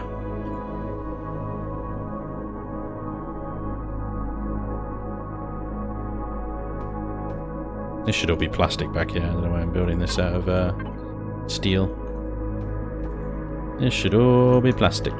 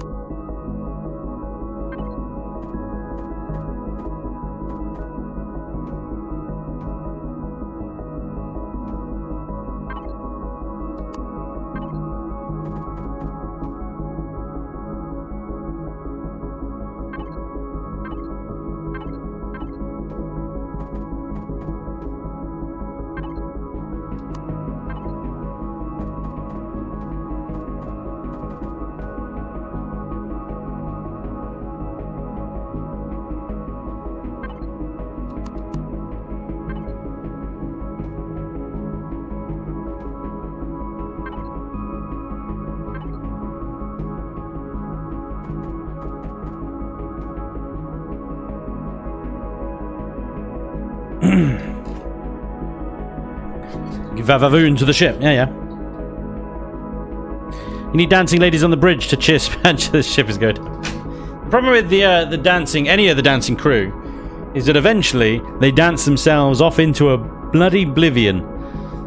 Yeah, the only way to get rid of it is to delete the original block. But good luck finding that when they've wandered off 3 light years away. You'll just log in, like if you play on a server like I do, you just log in and they won't be there. They would have just wandered off somewhere. You're like, what the hell? They danced their way off into the freaking stars or something. It's crazy. Absolutely insane.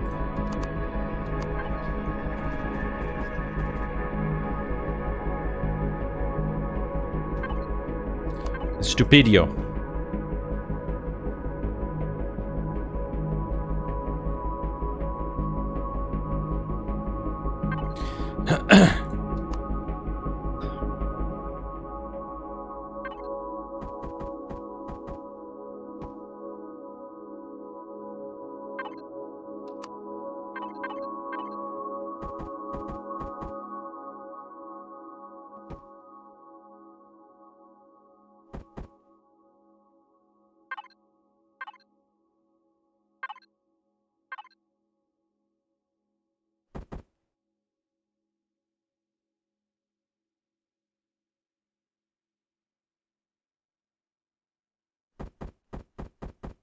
What?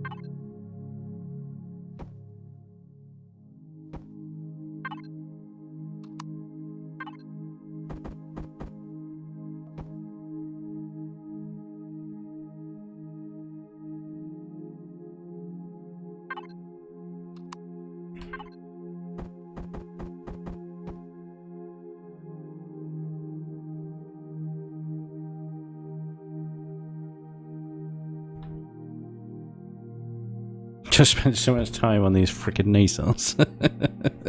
Screw the rest of the ship. Oh dear.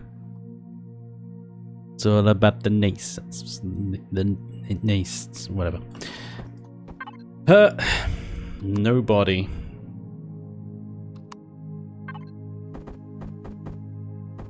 Talk about the engines.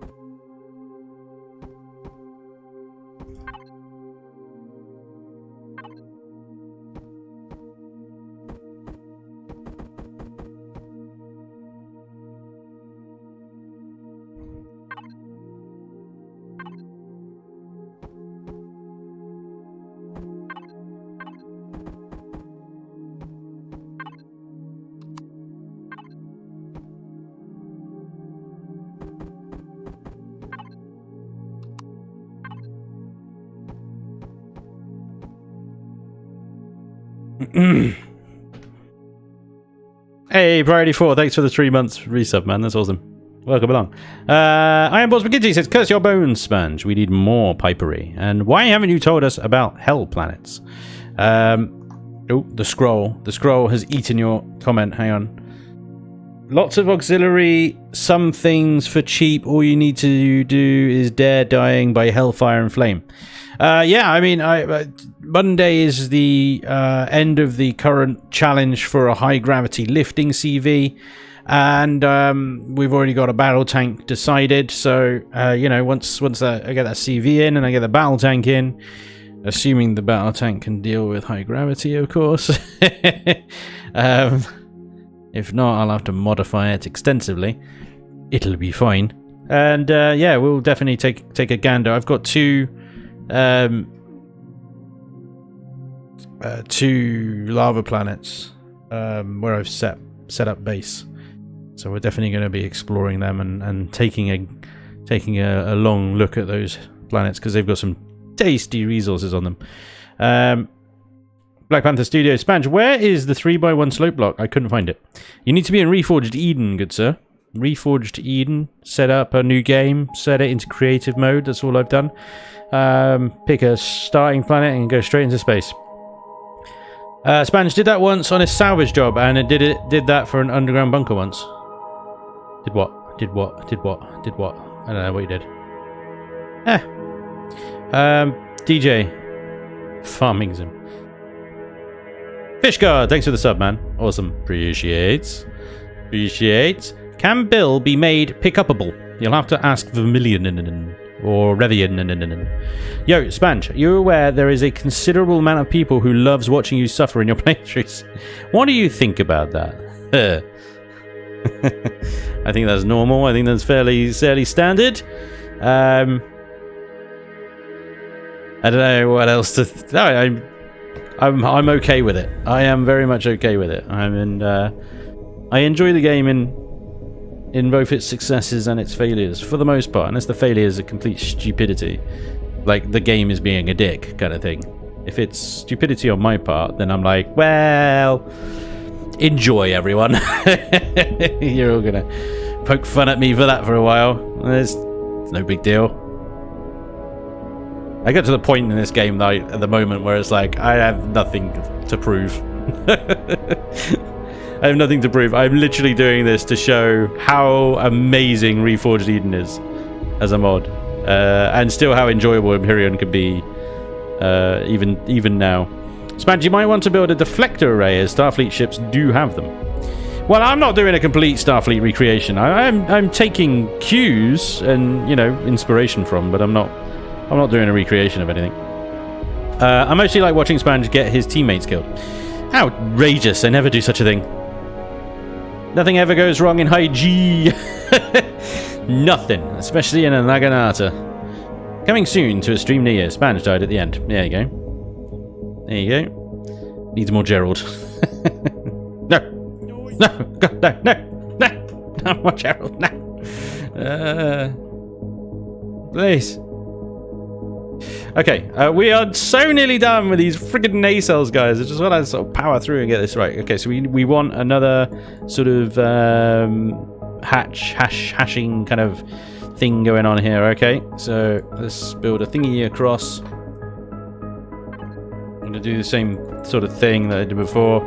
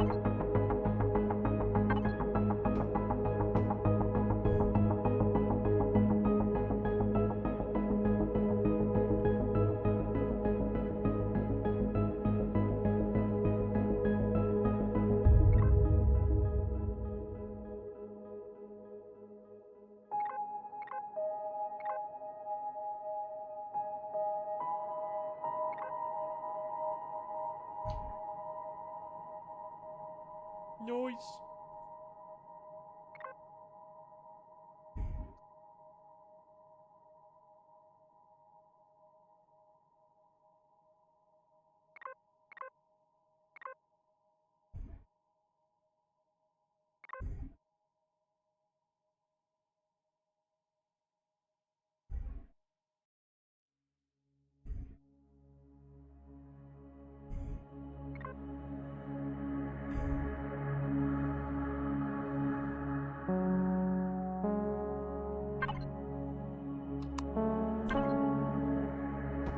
Arbitrary piping.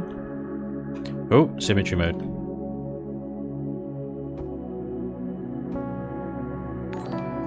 There we go.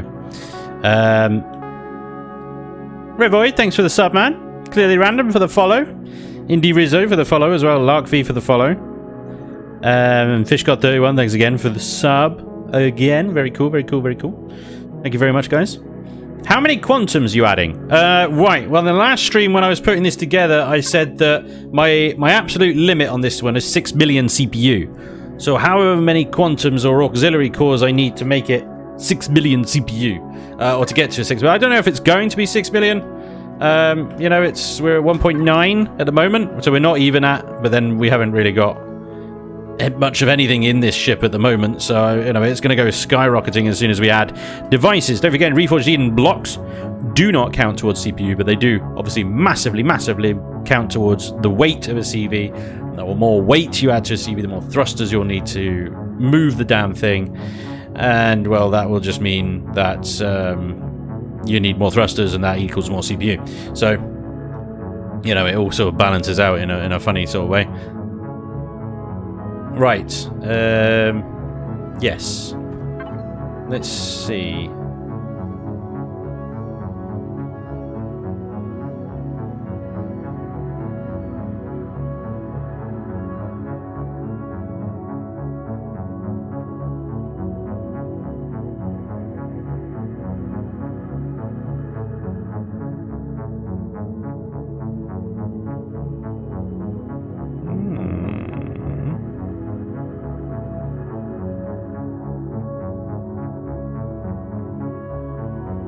Sorry, I'm having a crazy person moment.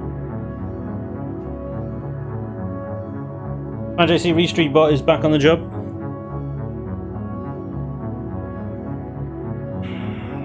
Yep. Finally. Doing what it's paid to do. Yep.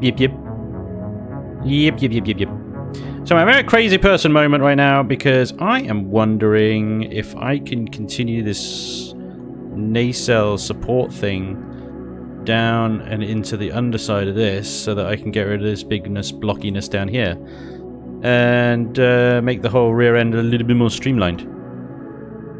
We have, after all, a big chunky front end, so any way I can shave off of this thing is going to be good. It's definitely going to be good. Right, okay. Oh god, the whole bottom of these nacelles needs to be redone and... Oh my lord.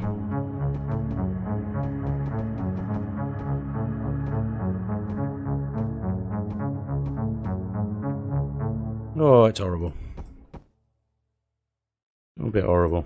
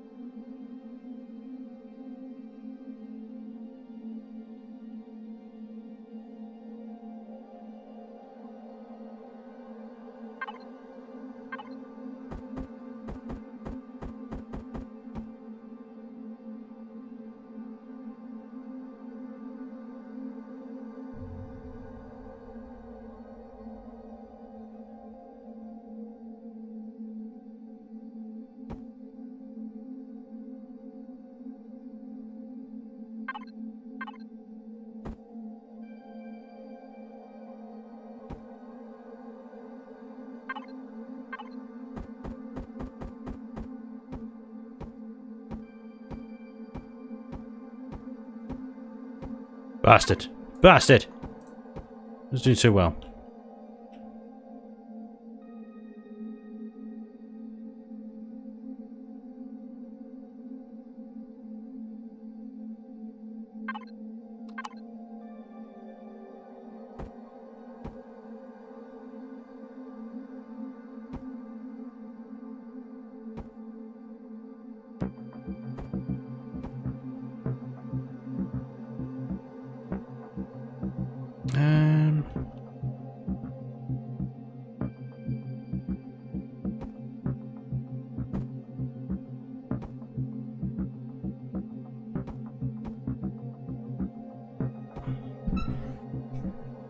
Could do piping style container extensions to sneak in more storage in nacelles and attachments, maybe ammunition extender types.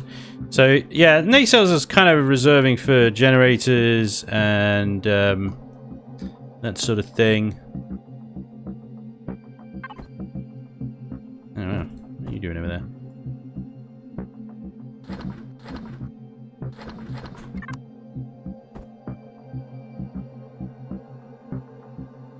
But yeah, there's a lot of room in here, in fairness.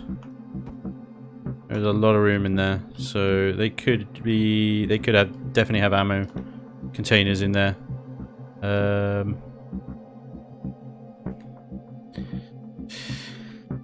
There's a lot. The problem with ammo containers is there's a lot of targetable items in here. The thrusters, the generators will be in here. They're all potential targets.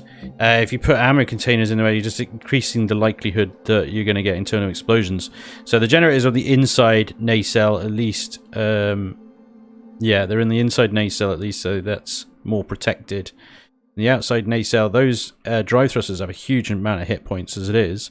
What I can put on the outside here is things like spaced out fuel tanks, O2 tanks and stuff.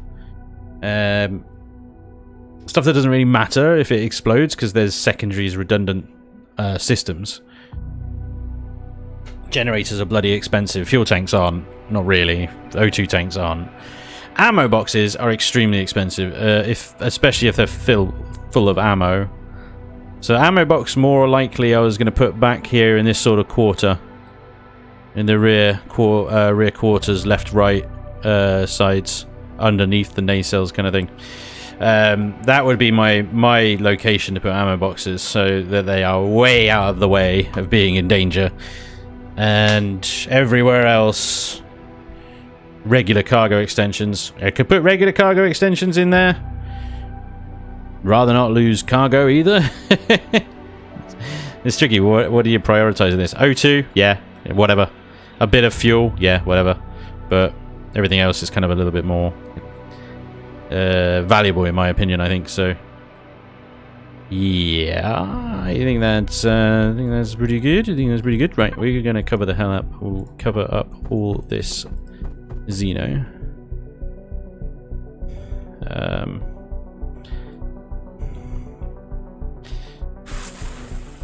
That's all freaking half blocks, isn't it? Okay, maybe I'm not going to cover up all that Xeno then. I'm just going to cover up this Xeno.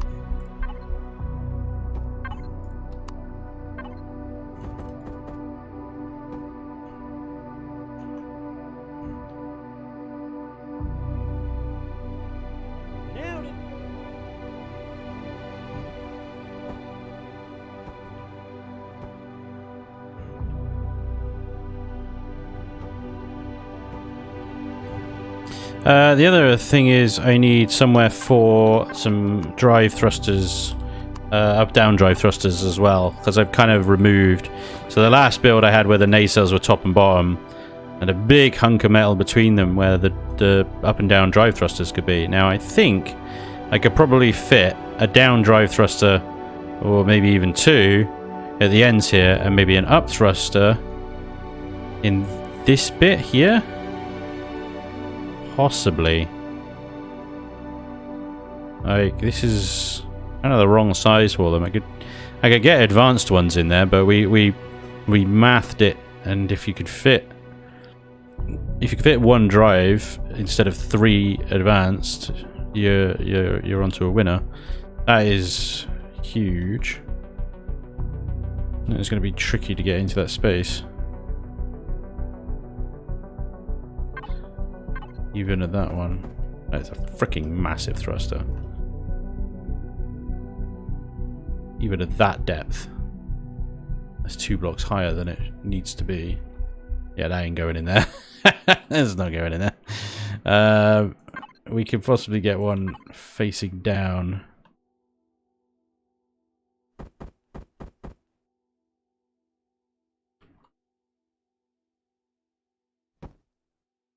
That works. Okay. Right in the middle of these two. In theory, we can get 2 side by side, but it'd be better front and back. Right, hang on then. What is it? 3 by 3 spacing, so 1, 2, 3. 2, 3.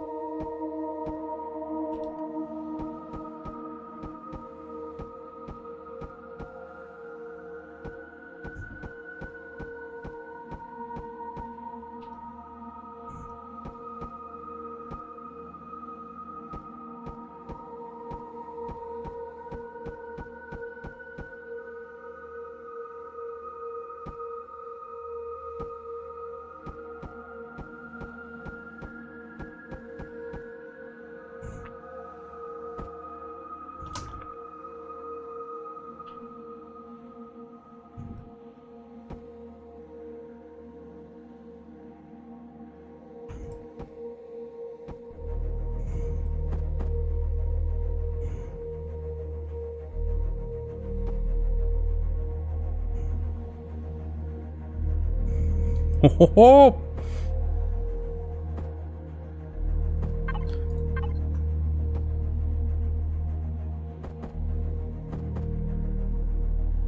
Hello, Cheeky. Where have you gone? Oh, come on. Will you go where I want you to go, please? There. Thank you. Christ.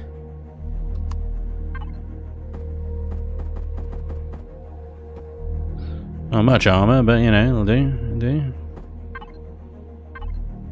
So these things have a crazy amount of hit points as it is anyway, so... right, top, up, down, drive thrusters to either side. If we can get more in, then we will. I mean, we've got lots of other ship here to use, so I think we can get some more in, but these are in the nacelles where they kind of belong, so yeah. Hiya Balls, dude, thank you very much for the £10. That's awesome. He says, if Spanj loses a nacelle in battle, he will say, no, can't go away. From hell's heart, I stab at thee. For hate's sake, I spit my last wad of chewing gum at thee, and then falls off his gaming chair. Smork.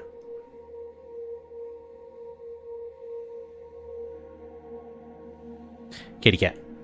Hello. Okay. If I lose a nacelle, then I'll have another one. It'll be fine. It's like, alright, I got another one. Take my nacelle. See if I care. I will simply just... you've taken the other one, haven't you? Bastards. Spanj, if you don't get that reference, you are not the nerd we took you for. I don't get that reference, good sir.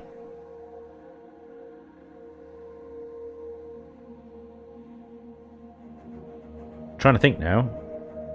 Can't get away. From hell's heart I stab at thee, for hate's sake. God, yeah, it is. It's so long since I saw that, I can't remember it. I need to watch it again. Sorry. Yeah.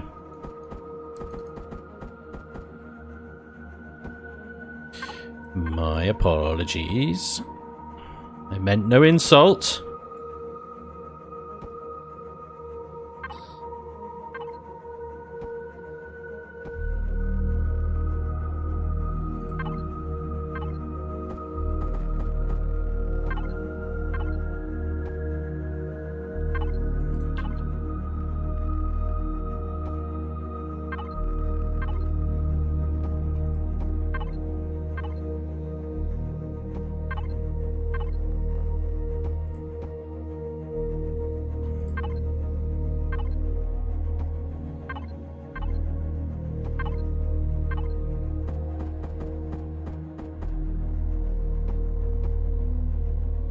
Hello, Spanj cat. God! I demand it be a wad of chewing gum. Floating about it takes away Spanj's nerd card. Ah. It was from Moby Dick.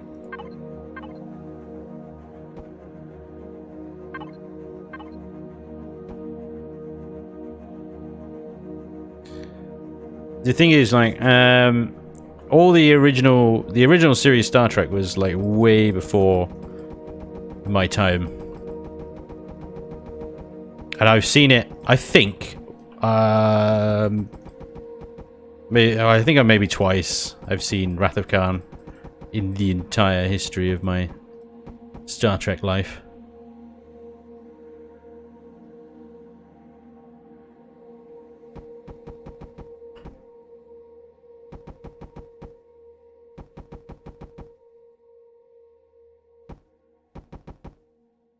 Right, this is going to be interesting because that is now well curvy.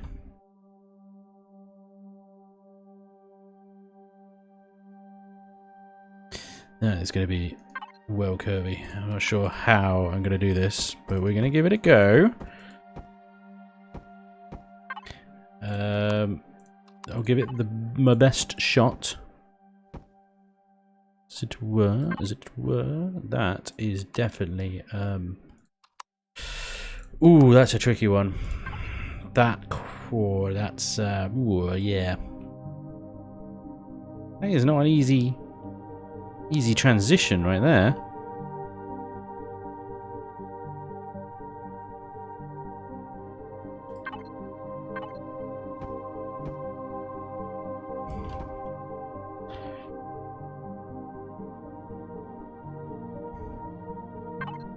So there's this one, of course.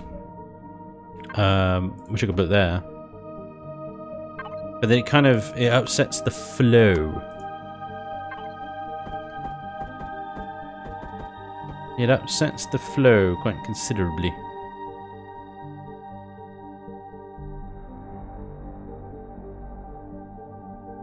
Because I've gone with...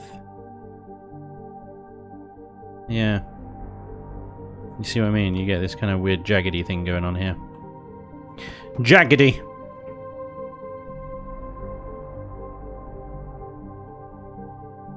To be fair, a few people watched the original series when it was original. It became a hit in syndication. It did.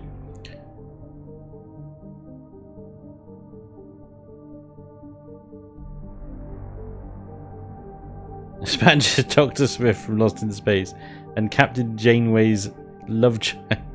What? I first saw Star Trek in the early 70s. Showing your age. Showing your age. God, I'm old. I wasn't going to say it like that, but yeah, pretty much. Star Trek Continues is great. Finished it yesterday. Nice. I'll have to check that out. I haven't seen it, I don't think.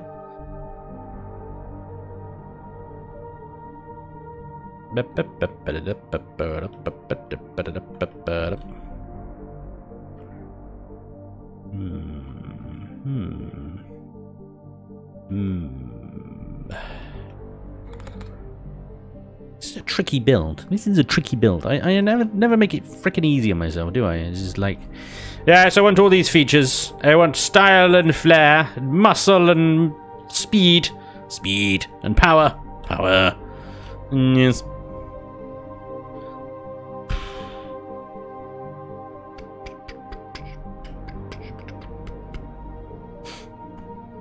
Yes. There is a way, I believe, to do this, and that is to do that with that one. Ha ha ha ha! Have at ye. Have at ye. You rapscallion. Sorry, that took me way longer than it should have.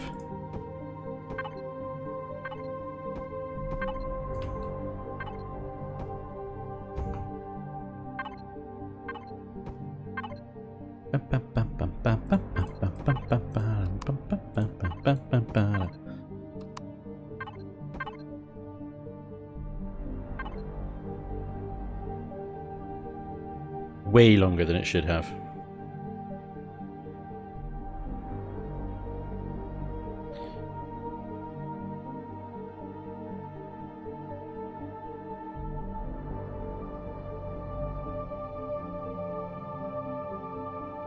RFE giveth and RFE taketh away. And engine thrust is utter crap. Yeah, it is. Generator power is crap. Is Spanj a devolved from those evolved Janeway's children? Oh, what? The, salamanders. Is anybody watching Lower Decks? That show cracks me up. Oh dear. It's a good one. Do like it. Right, you know I spent all this time making this curvy bit. I'm gonna have to redo the curvy bit because my dimensions have changed. So there you go. There's that. That happened. Yep. That's the wrong button. That's the right one. There we go. Right, get rid of that. Be gone. Ooh. Yep. Bridge crew come back all the time. You're not supposed to talk about it. I love that. Oh dear.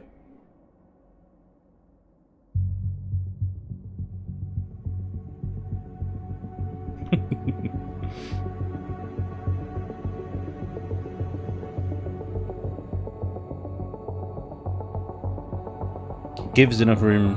What? Don't put new solar panels. It's cheating. What? Why is solar panels cheating? If it's in the mod. If it's in the mod, it's happening. Eh? There's nothing you can do about it. I is using it. That's English. I think.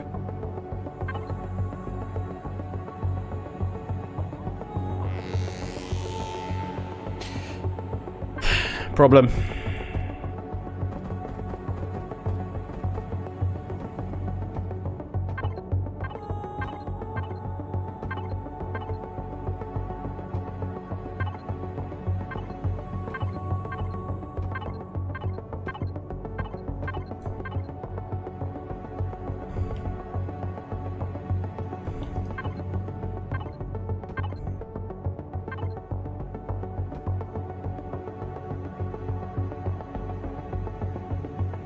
One, two. It's a little. That's a little one. That's a little one. Okay.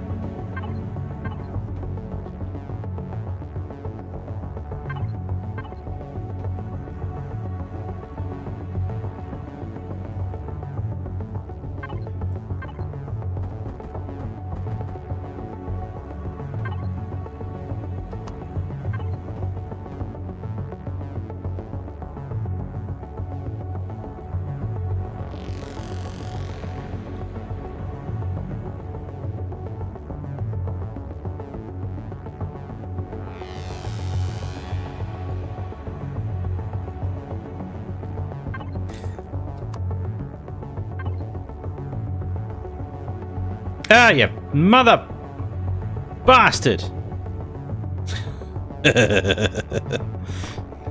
I've just noticed. Bastard! It took me ages. Son of a bean.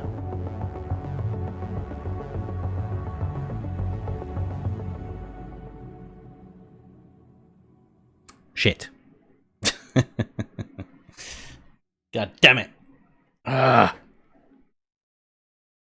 That sucks. Frickin' sucks.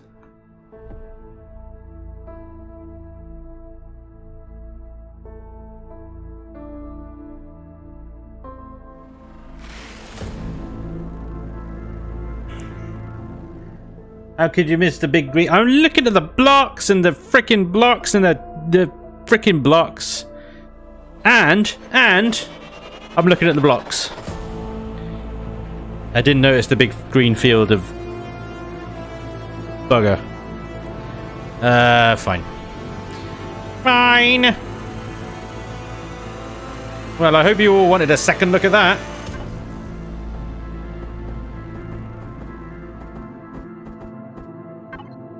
Cause here it comes. Bastard.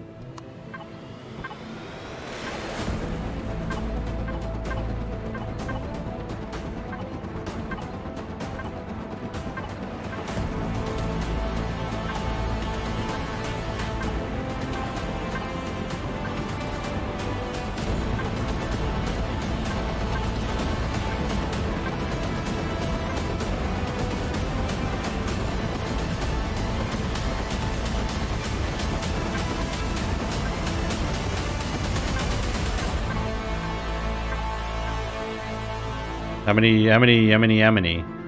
It was just 2, wasn't it? So I think I'm in line. 1, 2 points. 1, 2 points. Yeah, I think I've got this freaking bang on from memory. Huh! Freaky, deaky.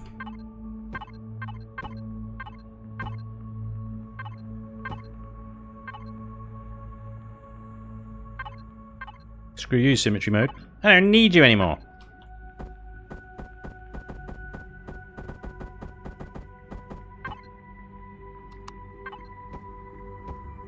Boo and yeah. Okay, I'll yes, please. Thank you. Right. Split V the bottom fix. I think you became old when you kill your inner child and stop having fun. Some people are already old in 20s. Yes, they are. Boring people. Did I just see he's suffering again? Bastards! I furiously shake my fist at you enjoying my suffering. Why I order. Oh, something, I don't know. Moving on. I gotta do it all again. But on the top bit now. This whole curviness stuff. It's overrated, I swear. Just build bricks, guys. Guys, just build bricks. Nobody hates a brick. Eh? It's just... oh, it's so much less pain.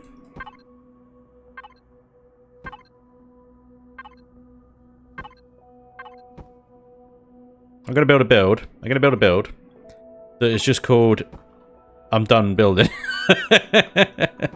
And it's gonna be a brick. It's gonna have no texture. It's just gonna have thrusters in the corners, some turrets on the outside, a window at the front.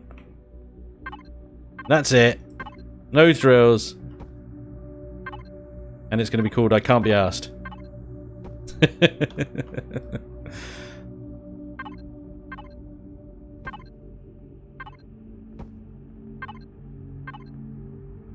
The USS can't be bothered.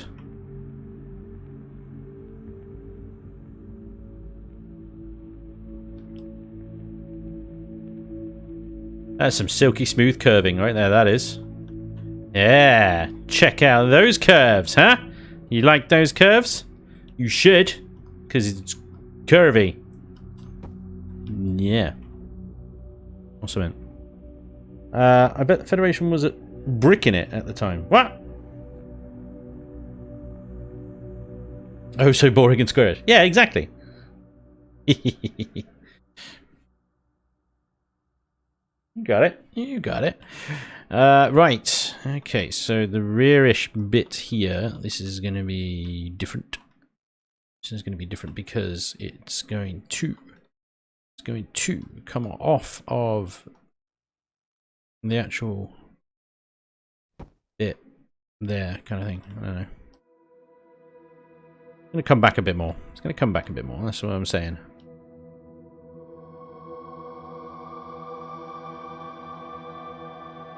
Is that what I'm saying?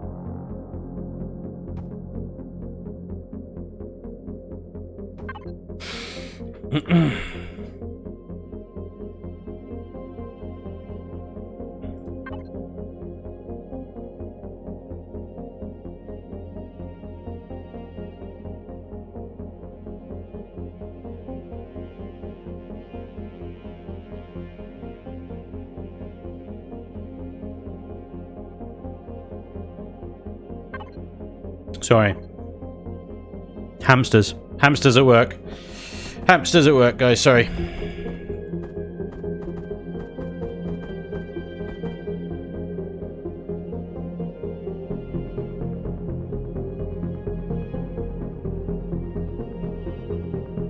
I'm just having a little dance.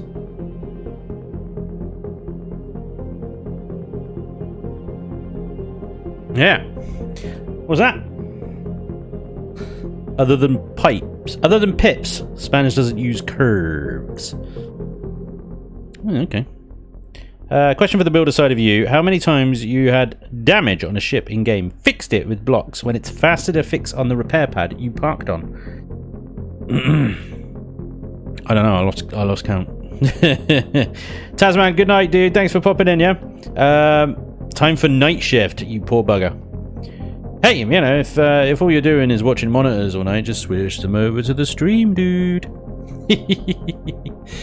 Enjoy your night shift. I hope it's a good one. I'd bet never. In Space Engineers, that's a normal way. But in Empyrean, well, most of the time I'll use the repair pad. But if I don't have a repair pad, then I will definitely replace the blocks. Also, if it's only like 2 or 3 blocks, then I might just be like, yeah, whip, and do it that way. Spanj is Anglish, though, but he is balding a curvette. So a bit of a toss-up. Tony's gone right West Country, but in text language. Spanj, the force is normally strong with you, but the pipes are weak. Add more. The pipes will come, my friends. Patience. Patience on the piping. Piping will come. Do not fear. Do not fear. I assure these. There shall be piping aplenty. I assure you. As much as I can assure you, there shall be piping aplenty.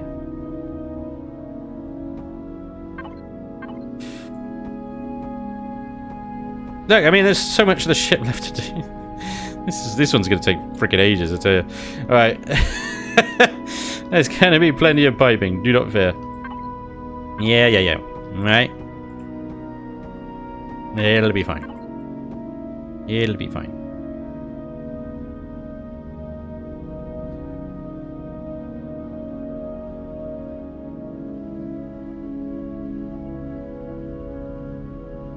To be fair, Spanj is Spanglish. Spanglish.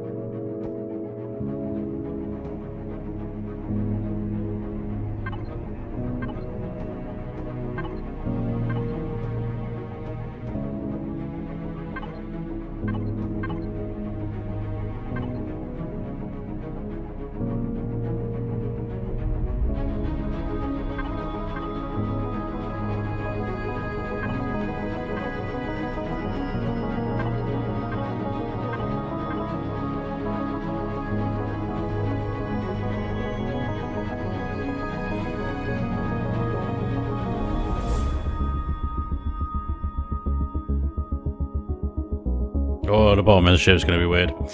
My god, guys. There's so much. Oh my god. Right. So, I've kind of framed it. But I mean, there still needs to be a lot more definition of the shape up here. This whole thing I'm not happy with anyway. I'm probably just going to actually delete this using the selection tool. I grab that there. And grab that there.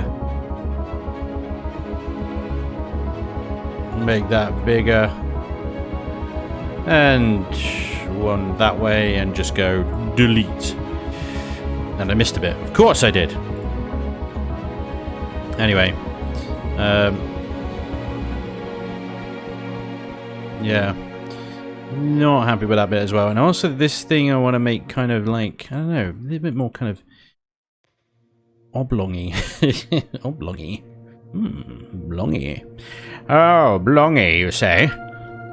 Well, of course. Why wouldn't you just say so?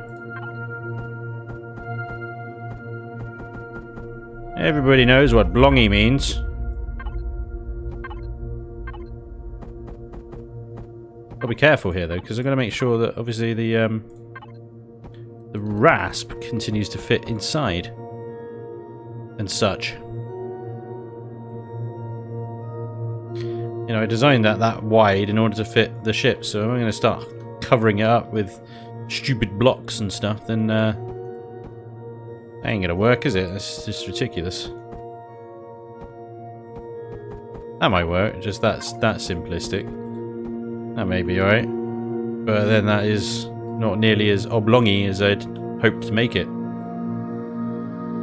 It can't be that oblongy, to be honest.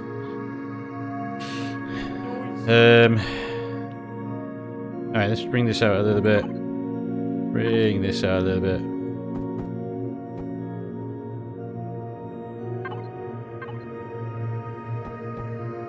Stop it.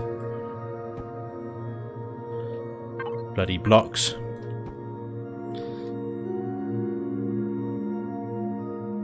Hey Spanj, recently started playing on your Reforged Eden server. Never played with CPU massive volume before. Any advice? I'm an Imperial vet other than that.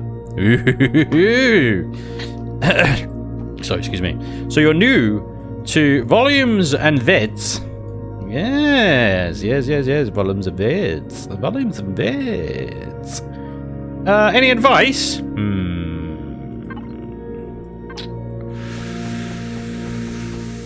You must unlearn what you have learned.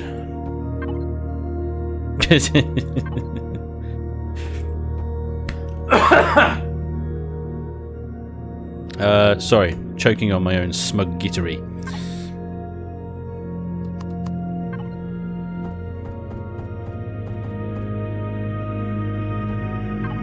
It's a tricky one because there is a great deal to kind of unlearn, I suppose, with Imperion and weights and volumes. Yeah, it's not an easy subject to kind of say, oh yeah, just do this. That doesn't really work. There isn't a hey, just do this. It's kind of it's a lot more depthy than that, I suppose.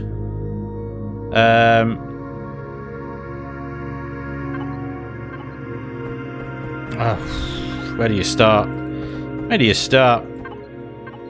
The stats page is your friend. The stats page is definitely your friend. You want to build in a creative session. Sorry, ignore me. You want to build in a survival session. So you can start a new game, start it as survival with weights and volume switched on. You can do this single player, you don't need to be on the server. And then in the console, just type CM. Just CM. Charlie Mike. That will change mode. That will change the mode of your survival game to creative mode. Then you can build what you want to build. And when you're ready to test it with weights and volume switched on, just do CM again. It turns it all back on. You can fly it around, use the item menu to fill it up, do all sorts of testing that you want to do. But I would say the biggest thing to get kind of familiar with is the stats page here. And this bottom left area.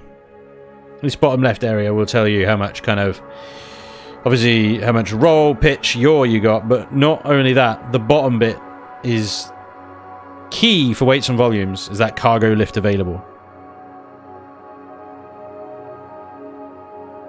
That cargo lift available is basically saying whether you've got enough thrust to lift stuff or not.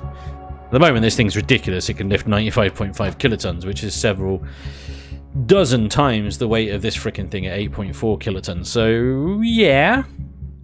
Well, I say several dozen, about a dozen. But, you know, it doesn't have an inside yet, so it's got a lot of weight to put on still.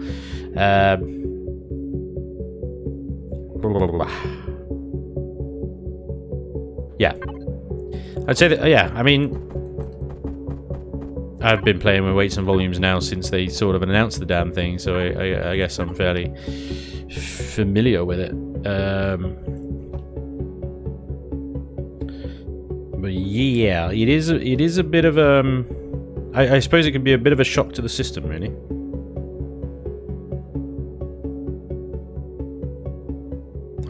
I would think so.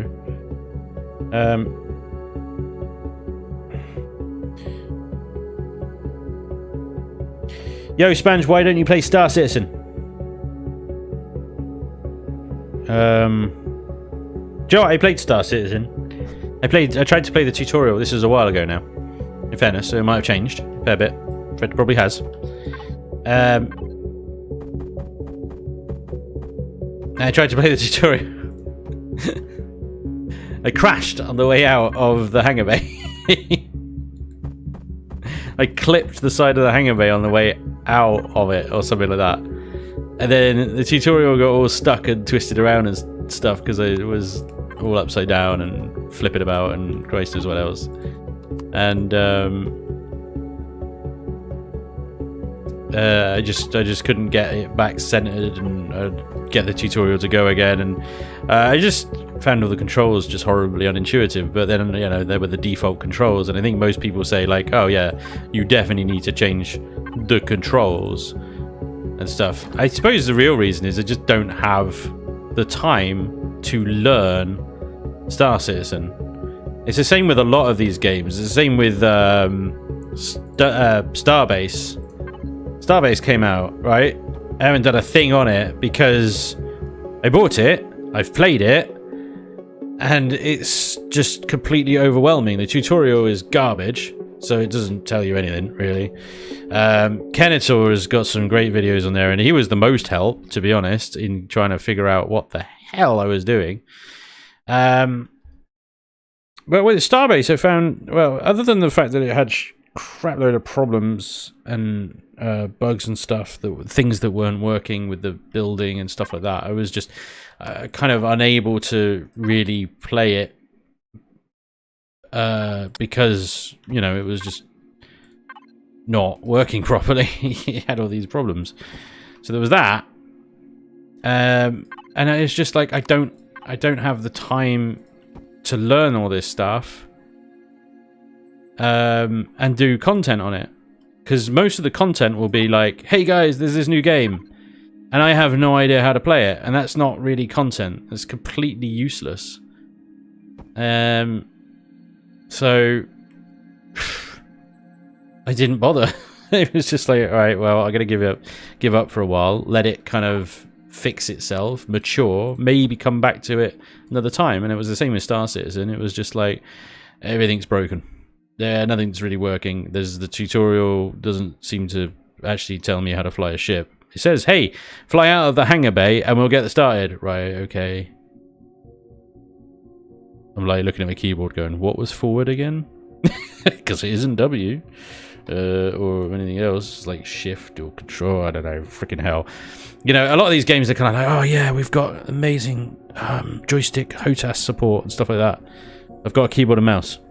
Oh yeah, no, don't want to use a keyboard and mouse, all the controls are weird. So why? Most people use a keyboard and mouse, don't they? And everybody's really excited about the HOTAS support. And I'm like, what's what? What's a ho what? What? Anyway,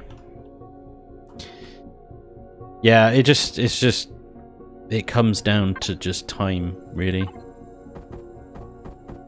Generally, I'm not playing something and you're like, why isn't Spanj playing this? This is great.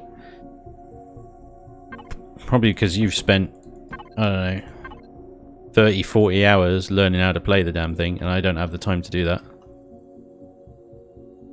And produce, you know, content on time and stuff. So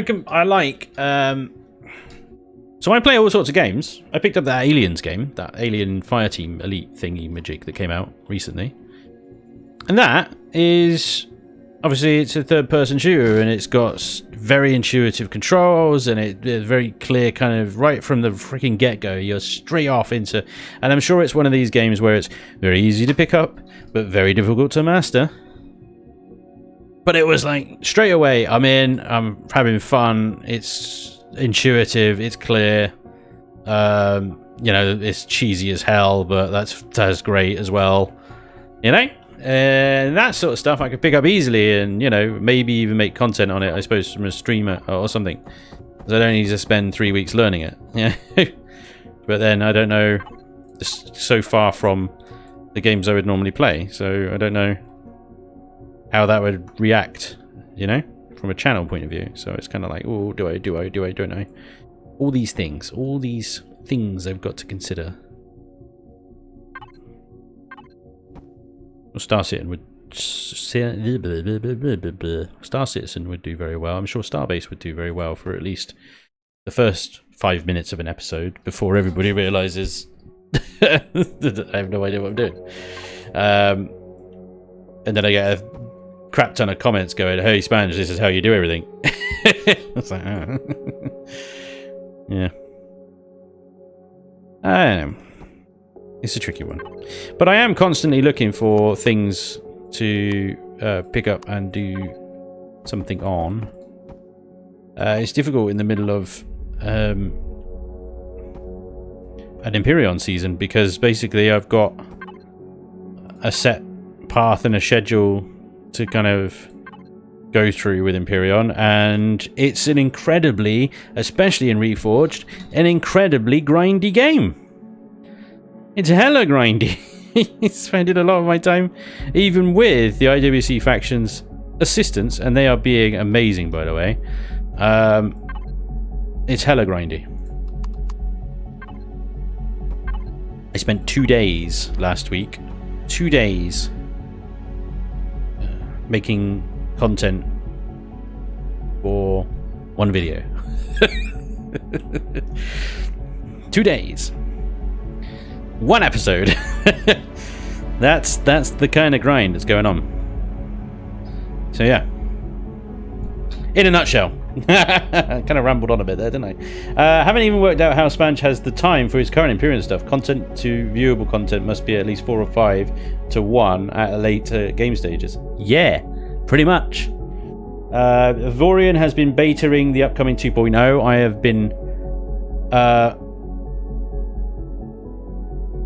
have been keeping an eye on that. I can't recommend running away from it at light speed enough, unfortunately. Oh wow, is it that bad? I was kind of looking forward to trying out Vorian 2.0, but I didn't realize it was struggling a bit by the sounds of it. How about an Empyrean series where everyone has to be on the same CV? So I was thinking about it the other day. Hey, I'm off. Well, come along, bud. The Commander-in-Chief of the IWC faction, ladies and gentlemen.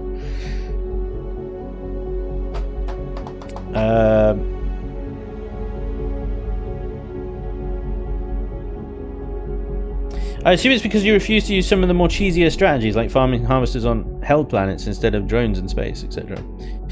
Well, like I said before, I mean, I haven't got the gravity ship yet to do the hell planet stuff. I'm definitely going down on hell planets and taking out all the stuff when I can. I'm not able to at this current time. The gravity's too high. I mean, the Ayamara might be able to handle it, I suppose, if I point the nose up and get the rear thrusters engaged. I'm not sure. To be honest, I didn't consider it an option. But I will have a high gravity CV very soon.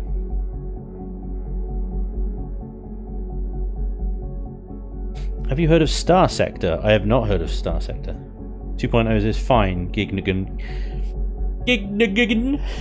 I love that name. It's really difficult to say though. Gignagan. Awesome. So 2.0 is fine. I'm keeping an eye on 2.0. I'm not gonna dive into it while the Empyrean series is running. But depending on when it does, when the series does kind of conclude, which usually concludes about the time we take on the corrupted Zen 1 carrier, and then if we're assuming we actually, are victorious, shortly after that, or then that's probably when Empyrean will start to either wind down or finish. And now that is when I'm thinking maybe we have another little look at Avorion, because Avorion is one of those games which has so many amazing features that I wish Empyrean had. It's got really good building in it. It's got really good building tools. It's got an amazingly alive universe. You've got things to go and to battle and to fight, just like Empyrean has. The only big difference is obviously, you know, you are locked in a ship, and there's no planets, and there's no on-foot stuff. There's no first-person shooty. It's all ship-to-ship combat. And the thing with thing I find with that is that it can be a little bit claustrophobic, I suppose, is the word I would use. You're sort of locked in this ship the whole time.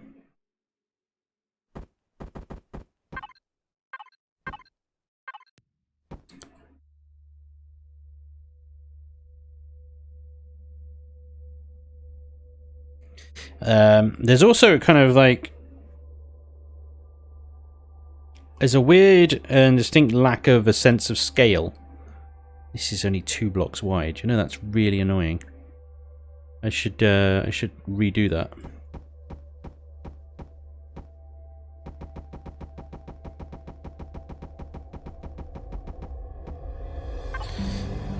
With Avorion, because you are kind of locked in a ship, right?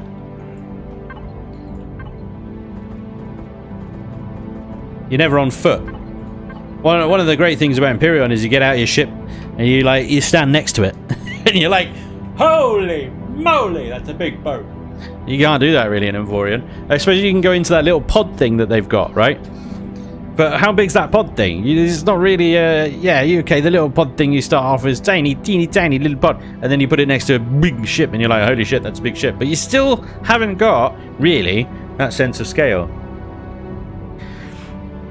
It's one thing Empyrean is very good at. I mean, I can go into my little dude here, stand him on the hull, and mouse wheel out. There you go. Look at that! It's freaking huge! That's what's up. There's a sense of scale. Well, there we go. Thinking about it, but watching Spanj, I get scared. What? Eve minus PvP and spreadsheets. Yes. I can imagine, especially if you tried the current 2.0 beta, the devs went with Sonic 06 for inspiration on how to extend the early game. Don't even mention the progression system. Oh, no.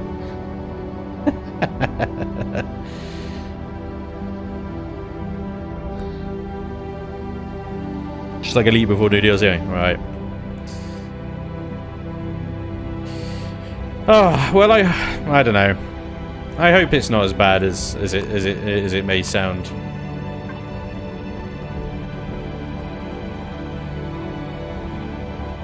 Because it sounds pretty bad. Pretty bad.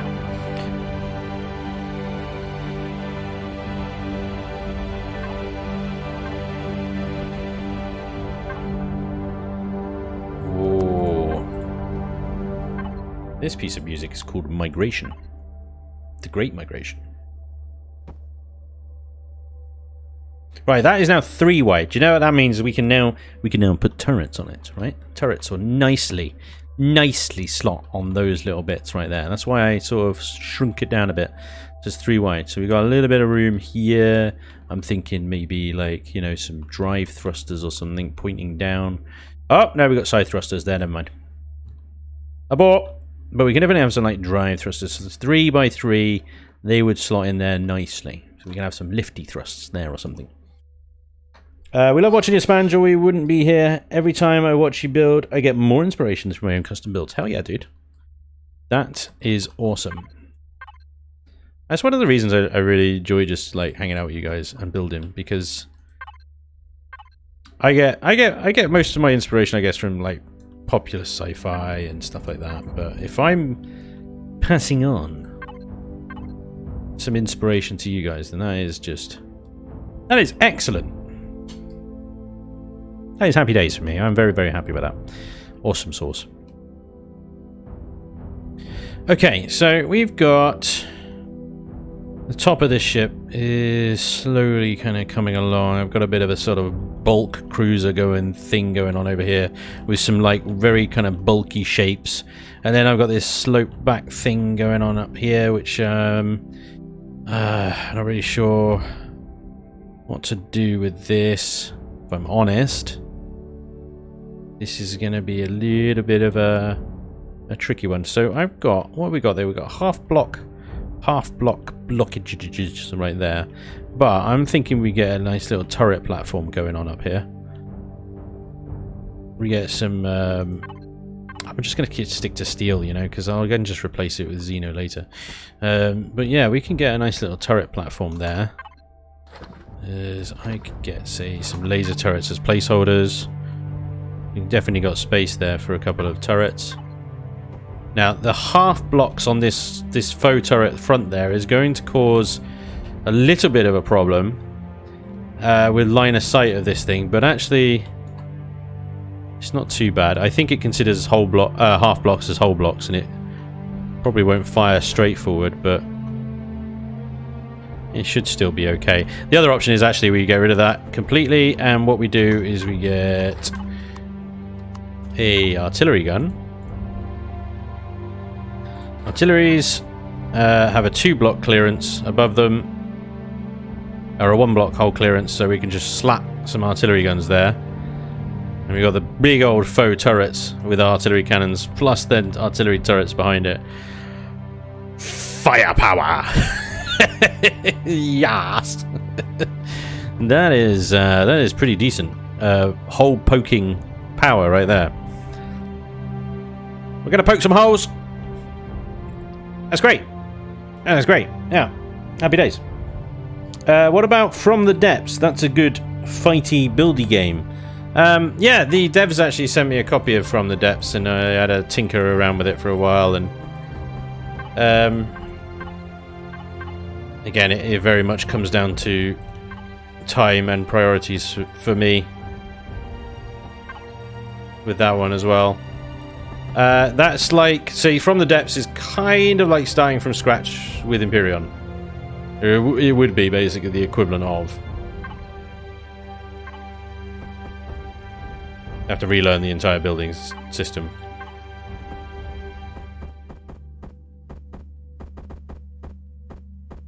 My first, if I did builds in From the Depths, my first builds would suck. they would just be bricks. Wooden bricks. And that's the other thing from the Depths, is like, what is it actually trying to do? Because I'm confused. It's not in space, but it is in space. It's naval warfare, but it's space warfare too. What? Why fake guns? Put real ones. Oh, they're real. They're real, my friend. They've got artillery cannons in them. I just made them look like turrets when they're not turrets. I didn't mean fake guns, I mean fake turrets, sorry. Dramatic music ensues.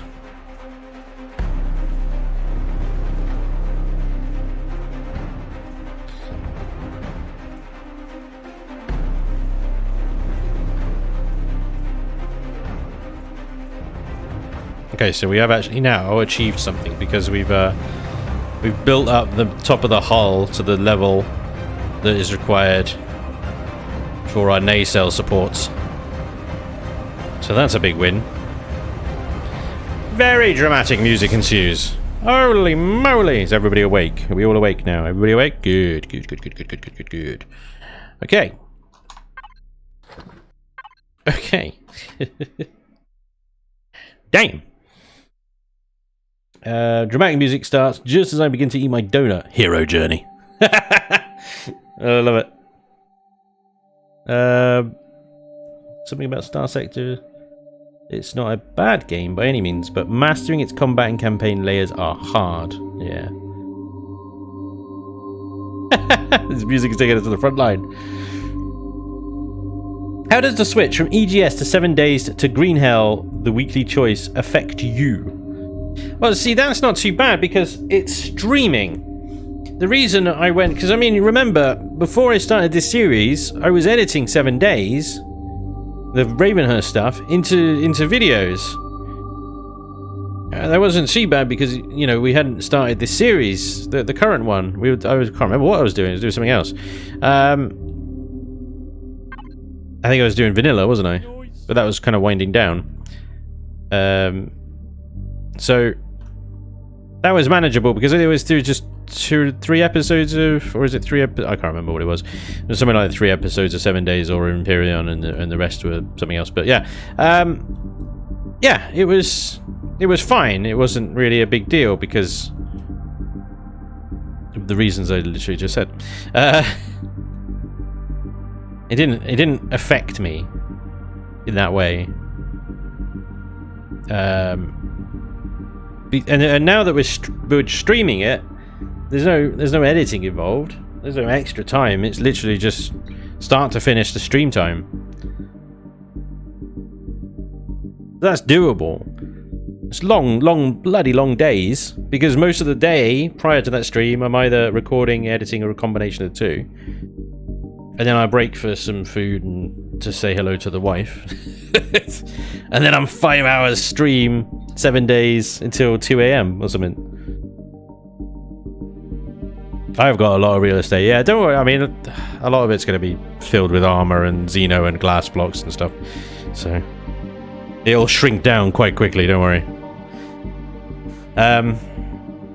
Yeah, so that's fine. That is very manageable. But yeah, I have for the edited stuff that requires the grinding, things like that, because I think if I streamed the Imperion, the multiplayer series, you would see how much of it is just actually just mining. Mining. Running, like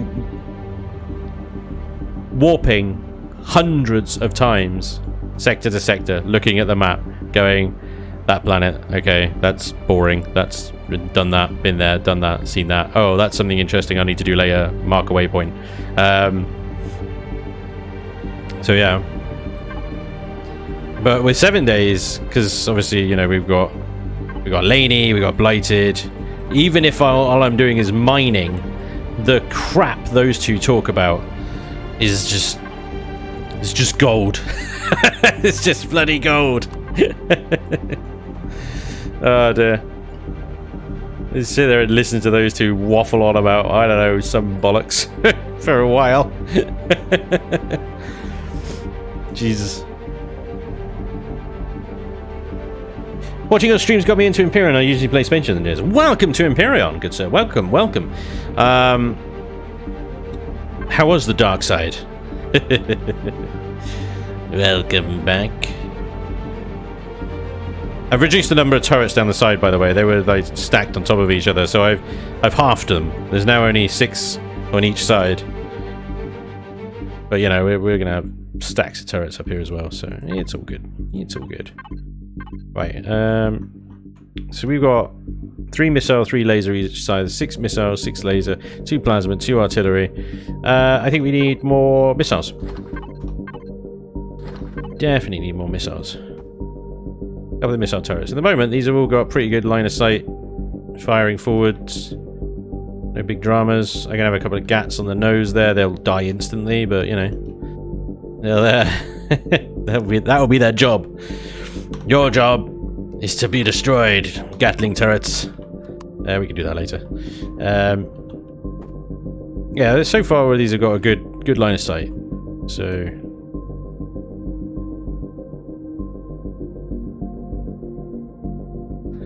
I was tempted as well to put another, just copy and paste these on the underside when we do the underside and put lasers in them. The other idea I had about lasers was slotting them up here. No, that's what this is for, isn't it? Yeah. There we go. We could have 3 comfortably, or 5 squeeze them in. I think we'll have 3 comfortably. Maybe we'll put a couple, 4 more on the fake turrets on the other side as well. It'd be great. More guns. More guns! Well, it is a combat ship at the end of the day, so yes, it shall have many guns. Shall have many guns. Right, what I've got to start thinking about now is the bridge. This top deck area. How I'm going to do this. The bridge is going to be nice. I need to make sure it's nice and sleek. It needs to be on level with these turrets here, because if I am going to slot some lasers up here, then it can't be the same height as those. So I've got to hit a bridge in a 3-block height. So it's going to be super sleek. What was that? That's basically that high is as high as it can go. And that top block there, ideally, will be some kind of thin block, I think. Right, I'm going to put these blocks here. I'm just going to use that as a kind of like my height marker. That's as high as it can go. Any higher than that, and I'll be blocking that mission pod weapons array at the back there. So, yeah, that's... we need to get a bridge in there. These side decks here, I don't know what to do. I think in point defense, maybe a couple of point defense, a bit of deco, a couple of flaks and gats, maybe. And then obviously we've got some space down the sides here as well that we could slot some offensive turrets there and there or something. Don't forget we got the underside as well now. The underside is tricky. I can't stack nearly as many guns on the underside as forward-facing weapons. They'll have to be point defense, sort of gats and flak kind of thing, scattered about, mostly for the purpose of drone defense. But as well, like, we could maybe use the gats as kind of POI busters as well. As that's a good idea, because this thing will go on planets. We'll make it land. Guys, we've got so much to do still. This shit, it's big. It's a big boy. And I've not even finished the hull. And you know what? The placing of the blocks and the hull is the easy bit. The texturing and stuff. That's the freaking hard bit. So we've got a lot of work to do. We got a lot of work to do. Hopefully in the next stream I can get the top, the rear, and most of the bottom done. That's my plan. Although the bottom is going to be interesting because well, I don't know actually. I may scrap that plan. I was going to see if I can get a hangar bay that runs all the way through, and the rear section one is for hover vessels that come out this rear area, the poop area. I think I might just revert to my original idea, was to have a boarding ramp, a large boarding ramp in the center of this hangar bay that is just dropped down, and you can deliver hover vessels that way. And this thing at the back here will just be like kind of an outside SV pad or something. I think I might revert to that. Anyway, the bottom is going to be interesting because we need to be able to land, drop hovers off, have some guns down there. And lift thrust. We need lots of lift thrust. Always, you need way more lift thrust than anything else, especially in Reforged, because your ship is so much heavier and the thrusters so much weaker. But I think we made good progress here. I am very much way happier with these nacelles now. Can you remember what they looked like when we started the stream? Because they looked different. They looked very different. There's some big juicy thrusters in that. Some big juicies. Top and bottom thrusters, drive thrusters there. Forward and back drive thrusters. We've got a mission pod weapons array thing. And it sort of sleeks forward as well. Yeah, we did a lot of work on that. I'm quite happy with the way that's come out. So that's good. And we still got a lot of work to do in the front of this thing. Whew! I've taken a lot of influences from all sorts of freaking ships, shows, everything. It's such a it's such a love child from various pop sci-fi shows. It really is. Oh dear. Right. This is why everything I build is a glorified Borg cube. Hey man, if it's all in theme. Don't forget the Borg cubes are perfectly square diamonds, spheres. Poke at it. Brilliant. Could you do a Thunderbirds 2 type skeletal pod to deliver hover type payloads? Is it feasible? Yeah. Yeah. I built a ship around a hangar bay called the Thunderchild. It doesn't look anything like, you know, a Thunderbird ship. But the Thunderchild is built around a hangar bay. And it is just basically a glorified dropship. There you go. Front-loading hangar bay, and everything else is just on the sides. It's hollow in the middle, pretty much. Not quite to the extent that you're talking about, I think, with the whole skeletal thing. I built something like that in an SV. Can't remember what it was called now. CX something. CX. Mantis for 44. So the Mantis that I built, this is going back some now. That's kind of more, I suppose, like in line with what you're talking about, like a dedicated lifter shifter kind of thing for hover vessels. And the Mantis SV version, and so it might be easy to build a CV version. This thing was just kind of fun to build, really. And it was kind of different to how everybody else was doing it, because I wanted to be all at the front and stuff. So yeah, it's definitely possible, definitely feasible. It depends what you want out of it. Depends what you want out of it. I mean, there's the Junker Shuttle. I haven't published any of this stuff. This has been going back. There's, you know, you want a minimalist CV that just drops things off and picks them up again. There you go. It's complete garbage. But you can park something on there and take it to the moon. There you go. Off you drop. Not got warp drive, so good luck. I swear, Spanj, you need to do some legit Trek builds at some point. Well, the problem with Trek builds is that it's sources. People have done Trek builds on the workshop far better than I could do them, I think. I don't like doing complete, like, absolute recreations, just because it kind of restricts you so much. I like to take inspiration from, like, you know, I've got Star Destroyer friggin' hull here, I've got a Millennium Falcon nose thing, we've got Star Trek nacelles thing. This for me is fun. Rebuilding, I don't know, the Enterprise D in this would be a freaking nightmare because it's too curvy. It's so curvy. And Empyrean doesn't do round. The best round I could do is what we've got going on back here. But that will not work on the scale of the Enterprise D or anything that has like that. Now there's a Defiant on the workshop that's very well done. Really, really nicely done. And it's like, well done. You've done a very good job, way better than I could ever do, the Defiant. So I don't think I'd ever do a proper Star Trek recreation. I don't think I'd find it enjoyable. I'd be so restricted, and I'd want to recreate it so closely that the blocks wouldn't let me. It would just frustrate me. So yeah. Try the Sith Dreadnought. I'm unfamiliar with that ship, but I might have a look at it. I want to build not...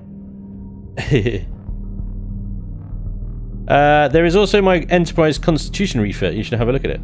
Hey, yeah. No doubt it's freaking awesome. Wait 1 second.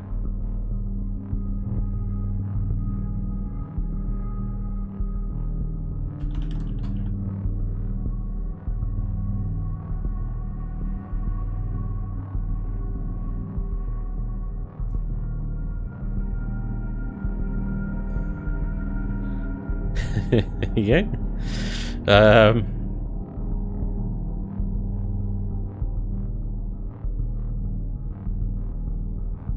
Kill on site. I take it you got a different name in Steamland. This is the problem. But yeah, I mean that one, and it's that's what you get. That's what you get when you try and recreate a Trek build. Now that the scaling of that is pretty much probably bang on, but because you know, you just get these jaggedy things, and it just... The thing is, like, if I want to fly around in the Enterprise, the Constitution refit. Now, don't get me wrong, this is freaking fantastic work, right? The scaling is bang on. You know, you've done what you can with the blocks available. yeah, I would not be happy with that, because it looks like it looks like an 8-bit video game version of the Enterprise B. Is that the B or is that the A? I can't remember. It's the A, I think. So if I wanted to fly around in accurate looking or decent looking starship, come on.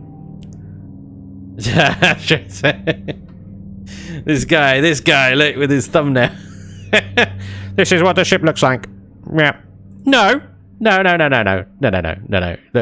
Look, what is this?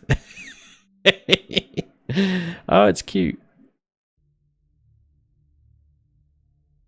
Oh, in fairness, no, he's done a good job there. That friggin' deflector dish needs some work, but other than that, you know, it's a love letter, isn't it? It's love it. Let's see if there's any Enterprise D, mini Enterprise D. There's not a lot of D's. There's not a lot of D's, you see. The D is difficult.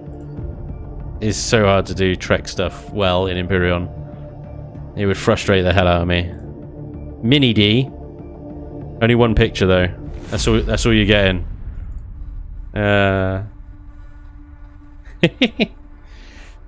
Spanj is all about the D.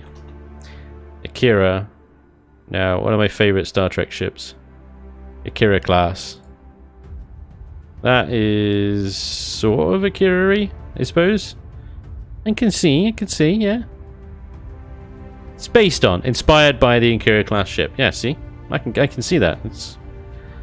I like it. It's its own ship, but it's taken notes from the Akira. I get better, yeah. So anyway, there's a Defiant around here somewhere that's just amazing. Hang on, I'll find it. Defiant. Defiant! Yeah, there it is. This is very well done, Defiant. It's even got a shuttle bay. That's badass. I think there's an even better one out there somewhere, actually, but that's probably one of the only Starfleet ships, at least, that you can do pretty well in Imperion's stuff. But that might be it. These are the Pirate Defiant. I think people are re-uploading. That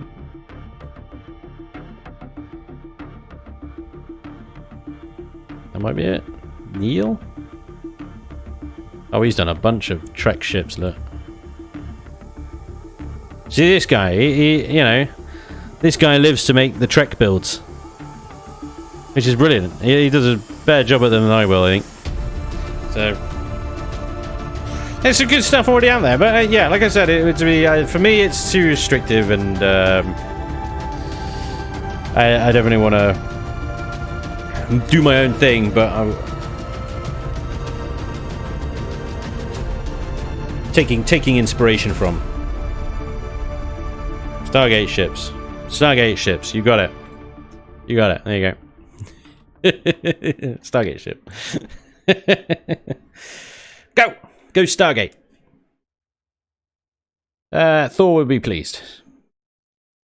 Strap some new fancy beam lasers on that thing. It will look dope as. But yeah. Stargate ships would be cool.